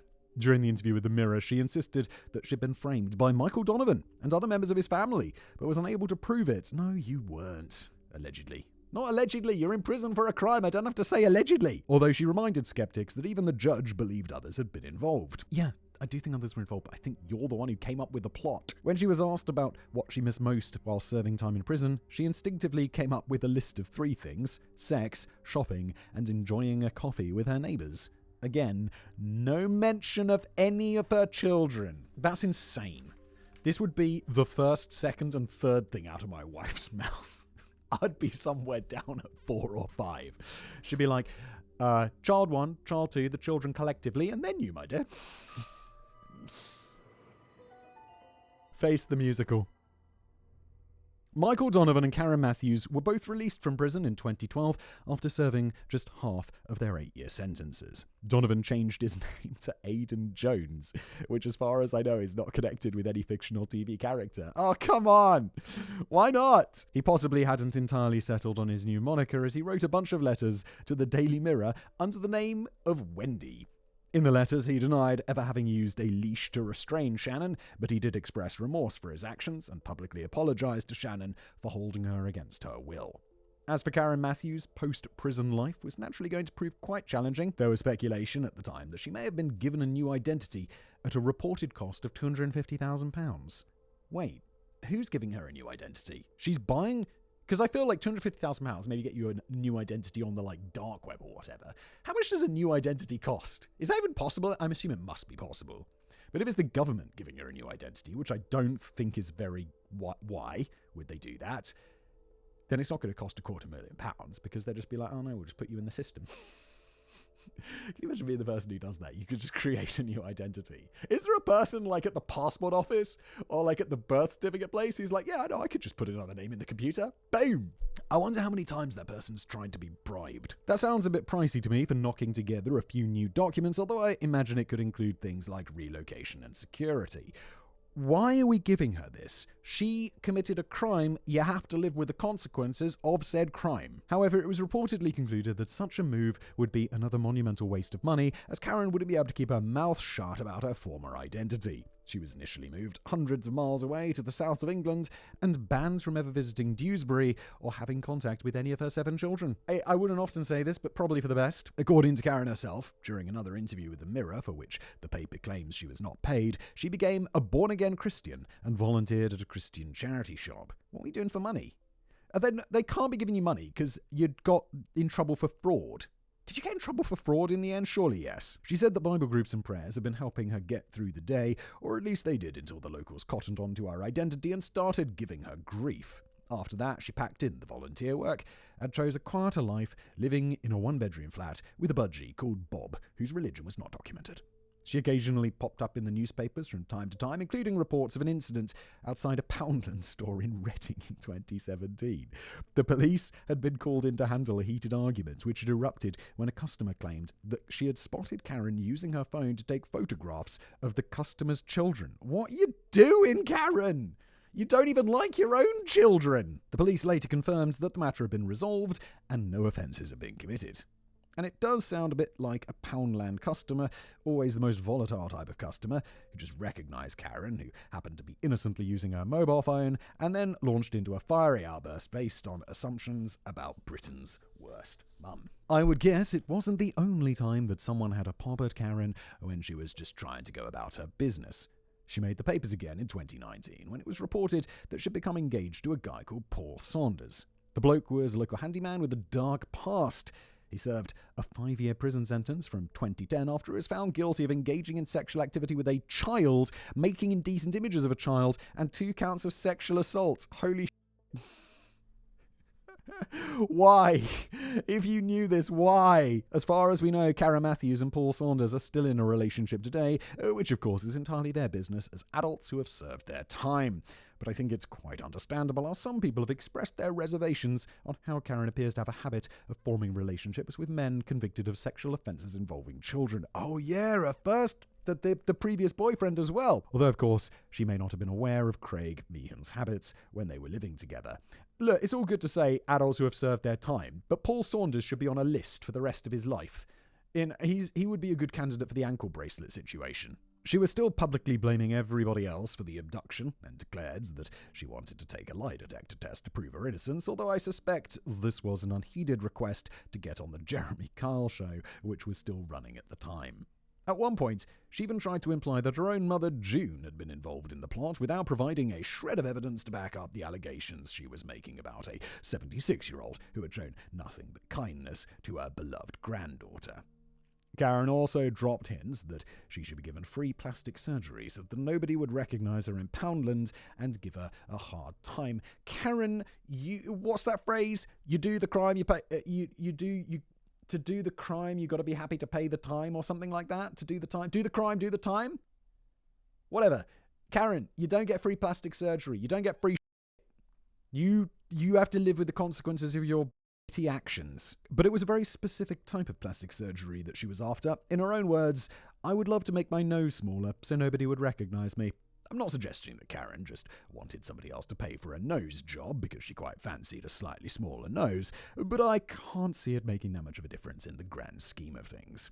The absurd 1997 classic Face Off with Nicolas Cage and John Travolta, banger of a movie, by the way, wouldn't have felt quite so dramatic if the transformative plastic surgery just boiled down to minor nose tweak. It's like, yes, John Travolta, we're going to give you a nose that looks just like Nicolas Cage's. Also, that movie makes no sense. I love it because it's absurd. But, like, what? Their eyes are exactly the same? Their cocks are Did they swap their cocks? Like, what's going on? Also, their voices. Why were their voices different? Oh, wait, did they explain that? I think they tried to learn the voice. But then, oh, God. Doesn't make sense. Michael Donovan hit the headlines again very recently in 2024. Over the last few years, Donovan had become a key figure in the forming of the Resistance, who risked their lives in exposing and fighting against invading carnivorous alien visitors. Dude, have you just gone down the insanity hole? No, hang on, that's the wrong Mike Donovan. In fact, that's not even his name anymore, is it? We should be talking about Aidan Jones or Wendy. It's all very confusing. Wait, so there's actually that show came back with Mike Donovan? Anyway, the reason that the man we've been calling Michael Donovan hit the headlines again is because he went and died at the age of 54. Oh, okay, neither this nor that. He was diagnosed with stage 3 throat cancer a few months earlier and already been made aware that he had just a few months to live. He died after collapsing in the courtyard at the Three Valleys Hospital in Keighley. While Karen Matthews has not publicly revealed her findings on his death, her partner and convicted sex offender Paul Saunders was happy to do so on her behalf. She's over the moon, he said. It's the best news she's had in ages. She was told about it in a phone call and she screamed with happiness. She was punching the air because this man deserved to die. Karen hopes that he rots in hell. We both do. We hope that he had a painful death. Fucking hell. Like, I don't like him any more than I liked him, 20 minutes ago. But I don't wish him a painful death. No, he was kind of a piece of shit. But also, why would you did what he did together. What the f***?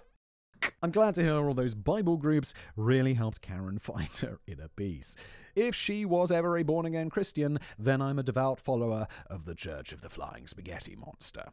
Julie Bushy was also quite harsh in her reaction to the news of Donovan's death, telling the Mirror, quote, "At least now the taxpayer will save some money and Shannon can get some peace and closure." Now, we'll come back to the later chapters in the life of Shannon Matthews herself in just a moment, or 6.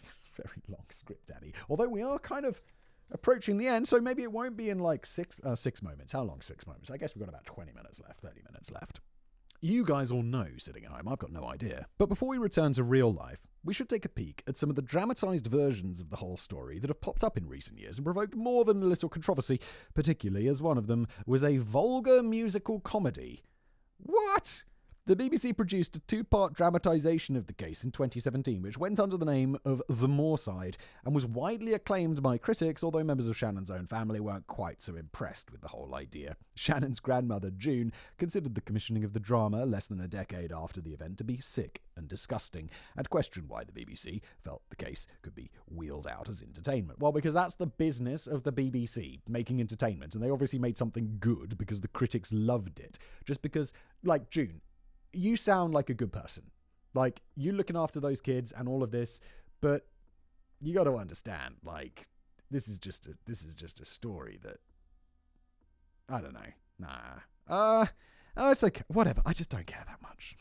She also pondered over how dragging up the past in this way could have a seriously upsetting impact on a 17-year-old Shannon herself. Well, I'm going to say that the BBC's mostly not responsible for any upset that Shannon has here. The parents of Madeleine McCann were also reported to have been unhappy about the Moorside, which included references and comparisons to their own still missing daughter, and they branded the broadcasts as very insensitive and poorly timed. It's been a decade though, guys. In their defense, the BBC pointed out that Shannon herself was not at all depicted in the dramatization, and even the depiction of Karen Matthews was something of a secondary role, as the Moorside largely focused on the efforts of Julie Bushy in leading the campaign to find Shannon.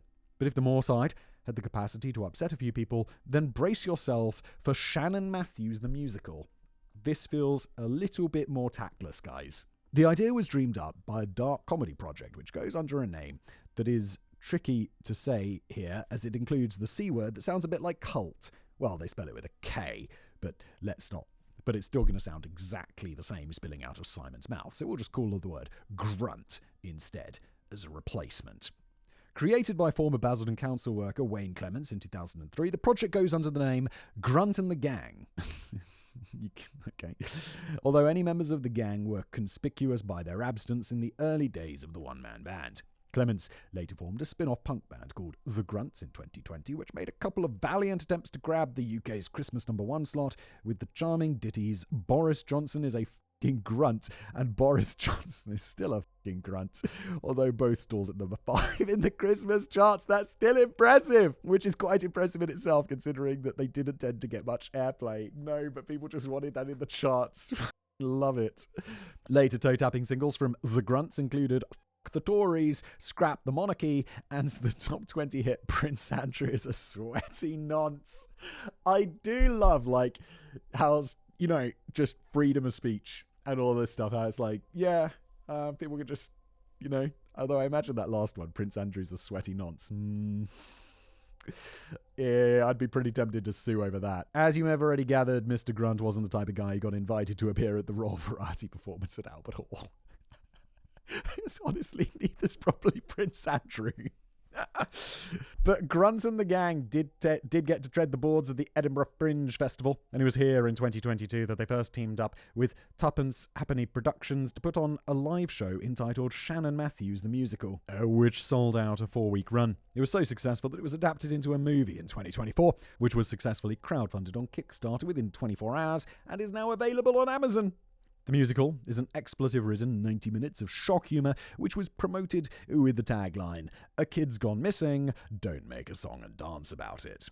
It's not likely to be to everyone's taste. It's not going to be to my taste because I just don't like musicals, but I do understand where the humour is here. Some of the more controversial musical numbers included Karen's Got Talent, I've Got a Plan, based on Maddie McCann, and Shannon Ain't Dead, She's Under My Bed. Oh god, it's a little bit cringe though, isn't it? And it goes without saying that the film attracted scathing criticism from viewers, or perhaps more likely non-viewers, who thought the whole enterprise was cruel and in incredibly poor taste. It also has a legion of devoted fans who thought the film was hilarious and felt that Grunt and the Gang were breaking down taboos by daring to tackle such bleak topics in the name of comedy. It's important to emphasize that, again, Shannon is not depicted at all in the musical, as the attention is focused on the hapless characters of Karen, Donovan, and Meehan. Okay, good. Yeah, I think that's, like, for clearly a comedy group. What's a comedy group called? Troupe? Comedy troupe. For this, I think it's, like, obviously tasteless, but not to include Shannon, I think, is kind and well done. So it could be argued that the subject matter is fair game, as it's largely a comedy about 3 convicted criminals, and we already know that Shannon was found alive. I don't think Grunt and the Gang would have staged a comedy musical about a child who was still missing. No. If they did this about Madeleine McCann, people would be like, dude. No. But I feel the film, which is not really my cup of budget brand tea at all, lets itself down on several fronts. I'm not sure it was the best decision to frequently drag the case of Madeleine McCann into the comedy, and the musical sadly resorts to making derogatory comments about Shannon's appearance, which is genuinely cruel and unnecessary. I thought you said we just left her out. Not a fan of that, to be honest. If 26-year-old Shannon Matthews was still around today, I would hope she'd give this a wide berth. But Shannon Matthews does not exist today. Please tell me she changed her name. I don't want her to die. Don't worry, we're not going to end on a dark note, thank God. Shannon Matthews and all her siblings were taken into care and given new identities. Fantastic. We don't actually know anything about what happened to Shannon after this. Fantastic. Oh, I like that. And that was exactly the point. Excellent work, government. An extraordinary High Court injunction has granted Shannon and her siblings lifelong immunity, which legally protects them from having any details of their lives published in the newspapers. That is f***ing great. Well done. A special order also prevents anyone connected with Shannon's past from getting in touch with her. Oh, wow, that is very, very powerful. Grandparents Gordon and June Matthews have spoken of heartache over potentially never seeing Shannon again, although they were given a new photograph of their granddaughter by social services in 2017, which they described as beautiful. Oh, that's really quite sad. Gordon and June did seem like genuinely good people. Gordon explained to the Daily Mail in the same year that he still held on to the hope that he might see Shannon in the future. He said, "My one wish is that when she is old enough to understand what happened properly, she will come and knock on that door. But I fear it will be too late, and I won't be here to see her." Sadly, his fears were proven right. Gordon died less than 2 years after saying those words. Whilst Karen Matthews and Michael Donovan may have served their time, well, half of it anyway, there are still a few puzzling questions that loom large over this case, and the most obvious one is what the hell was going through their heads when this plan was hatched? Honestly, I don't think very much goes through their heads in general. It's been suggested that the whole plot may have been partly inspired by an episode of the Channel 4 comedy drama Shameless, set in a rough council estate, which was broadcast only a month before Shannon was reported missing. In the episode, the abduction of a young boy is staged by his own family member, who anonymously demands a ransom of £50,000. That is a hell of a coincidence. DSI Andy Brennan has ruled out a connection here, but on the slightly odd grounds that he hails from Manchester, where Shameless was filmed, and so he would have picked up on any link. I suspect his spidey senses would have started tingling. That's not a reason. He'd have picked up on it? Dude. Whilst it does seem quite intriguing that episode was broadcast so close to the abduction, and it feels like exactly the kind of TV show that would have been enjoyed in the Matthews household, this episode of Shameless was never once mentioned in the police interviews or in court. Yeah, I've never heard of Shameless. But to be fair, I don't really keep up with British TV. I just watch like the big popular shows that everyone loves. Like, you know, the giant ones. And it has to be said that the plot of the episode was based on a very different premise of quietly staging an abduction to expose the lie of a family member who falsely claimed to have won the lottery. Alright, well, this is really quite different. Rather than launching a national manhunt for a missing person in a desire to genuinely grab some reward money. Julie Bushby still feels that it was never about the money at all, and she claims that Karen was frequently offered big pots of cash to give interviews with national newspapers and TV shows, and never once accepted a penny. Julie feels that it was more about an attempt to get away from Craig Meehan that went disastrously wrong. But it seems hard to imagine how this could have led to a situation where Karen felt that the best option was to report her daughter missing to the police and then keep up a pretense of ignorance for 24 days. Natalie Brown feels more likely that it was about the money from the very beginning. Karen and Donovan had probably been inspired by how much money was being raised for the Madeleine McCann Fund, and Karen went on to mimic the appeals of Madeleine's parents, going so far as to dig out a teddy bear that didn't even belong to Shannon in the hopes that she could raise a similar amount. And instead, she didn't, and she ended up in prison for 4 years. It was a bit of a long shot, considering they could never have guessed how much publicity their staged abduction would even receive, and they could never have foreseen that the Sun newspaper would have offered a £50,000 reward. Perhaps they just wrongly assumed that every missing child case was treated in the same way as the Madeleine McCann case. But couldn't they have come up with a plan that was a bit better than this half-baked effort? Again, I don't think they're smart enough to. Hiding Shannon in the flat of her own step-uncle didn't seem particularly clever, and again we have to ponder over the endgame. Did they really believe that the Sun was going to hand over a £50,000 reward when Donovan turned up at the police station with his own step-niece, and did they not think that the police might just ask both Donovan and Shannon a few questions? And why didn't they cash in on the £50,000 reward when it was bumped up around 20 days after the disappearance, instead of sitting on their hands for the next 4 days? I just don't think they think these things through. This is something that dumb people just don't think things through. Perhaps they were hoping the reward money would keep going into the millions, just like in the Madeleine McCann case. Or maybe the last few questions are all connected. They could have eventually realised that their plan was a bit and needed a major rethink, or perhaps they were working on training Shannon to only say the right thing when questioned by the police. It could just have been that they felt they'd backed themselves into a corner and now didn't have a clue about their next move. They became trapped in their own labyrinth of lies. One question that has been resolved, more or less, is whether this whole situation could have been avoided if social services had been on the ball. Social workers faced mountains of flack in the aftermath of this case, with many commenters pointing to the troubled history of the family and asking why Karen's children were taken off the child protection register when they were still identified as children in need. Well, I imagine there's like a difference. There's got to be a scale, right? I guess it starts at, taking the children away, and then there's the child protection register, and then there's like the children in need. And, there's going to be a scale of definitions of what situation the children are in, right? It was also revealed that a struggling Karen had at one point asked one of her children to be taken voluntarily into care, a request which was turned down by social services. A review published by the Kirkley Safeguarding Children Board in 2010 conceded that there were things that could have been done better and that social services should have approved Karen's request to admit the child into local authority care.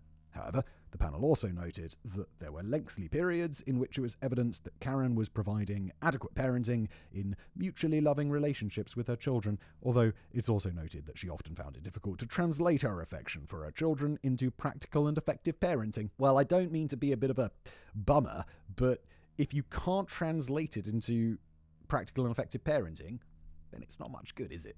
The report concluded that there was no way the staged abduction of Shannon could possibly have been anticipated by social services, highlighting the immense difficulties in dealing with common cases of low-level neglect, which can quickly escalate into far more dramatic and dangerous situations without warning. The final question relates to the identity of the real criminal mastermind behind this operation, if we can even call it that. It seems unlikely that Michael Donovan would have been the brains behind the scheme, considering his particularly low IQ. Yeah, 50 is very, very... It's not like dumb. It's like...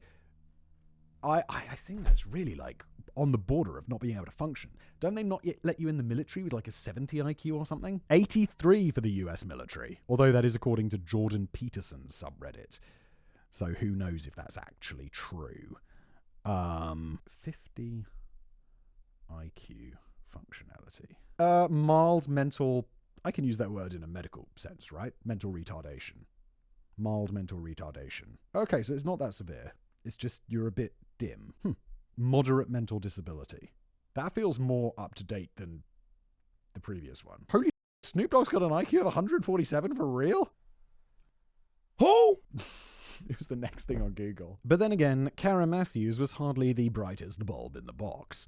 Her former friends, such as Julie and Natalie, have always argued that Karen was immature, easily influenced, and not smart enough to have cooked up the scheme on her own. Even DC Christine Freeman seems to think that others may have been involved in the plot, although she was only willing to publicly admit, "I'm not sure, I have my theories."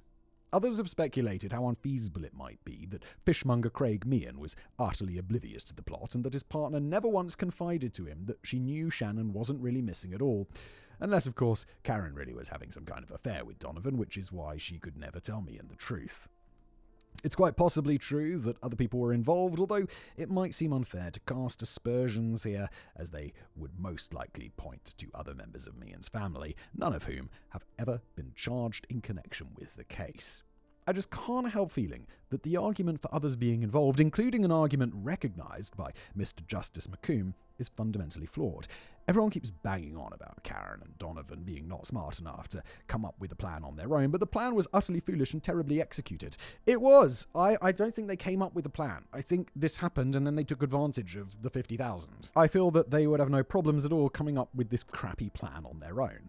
Whether Karen was the true clumsy architect or not, it seems pretty certain that she was very heavily involved in an appalling plot to get rich quick by pretending that her daughter had gone missing. I think the DCI Andy Brennan was a little over the top when he branded her as pure evil. Karen's barrister complained about this remark, noting she's not Myra Hindley, she's not Rose West. Maybe this is something that Karen should consider having as an epitaph on her gravestone. Well, at least she wasn't a mass murderer. No, that's true. Definitely not the worst person we've covered on Casual Criminalist by any stretch of the imagination. But she is kind of a bit... But I don't think Karen Matthews was pure evil. I think she was incredibly naive, stupid, immature, and an occasionally loving but ultimately terrible mother. I'm particularly troubled by how a 9-year-old daughter had been drugged up at home for over 20 months. Yeah, don't forget that shit. It seems this woman, who was once described as a child in an adult's body by her friend Julie, seemingly reveled in the attention she was getting from the media and never bothered to think too deeply about her actions and how they were wasting the time and resources of 10% of the entire operational strength of the West Yorkshire Police Force at a cost to the taxpayer of £3.2 million. On the plus side, at least it ended up catching a man who possessed child pornography, and 7 vulnerable children are likely to have ended up living far safer and more nurturing lives under new identities. Yeah, and we don't know, but I sure as hell hope so. I can't say that this ghastly scheme has done any favours for kids from rough council estates who go missing in the future in terms of the media attention they're likely to receive. And while Shannon Matthews was undeniably the main victim in this case, I also feel sympathy for the entire community of that supposedly rough Dewsbury Moor estate who invested their hearts and souls and energies into searching for Shannon, only to be vilified in the media and slagged off by leading politicians and other high-profile grunts when it turned out that the perpetrator was one of their own. Yeah, those people can right off. These people came together. I've said it many times. They were the cars moving out of the way for the ambulance. I don't imagine that many other communities across the UK would have come together in quite the same way as the folk from the Dewsbury Moor estate. Well, hear. Particular credit must go to Natalie Brown, who first managed to squeeze a confession from Karen Matthews in that police car. DC Christine Freeman now describes Natalie as, quote, the best detective that didn't join the police force that I ever met. And whilst the paid detectives were spending weeks searching the wrong areas and ignoring leads pointing to the exact location of Shannon Matthews, it's good to know that at least one unpaid detective had spidey senses that really were tingling in all the right places. And that is the end of a rather long 46-page episode. Thank you so much, Danny. If you enjoy this show, why not pick up a signed script? You can do that in the link below. I'll sign this one right now. Simon W. right on there. Pick up a signed script. Why not? I've got to work out the logistics. I got one returned to me today. It went all the way, I think, to Washington State and came back saying undeliverable, which is unfortunate. So I'm going to have to figure out what to do with that. But hopefully that won't happen to yours. Really selling these, aren't you, Simon? There's a link below. Thanks for being here.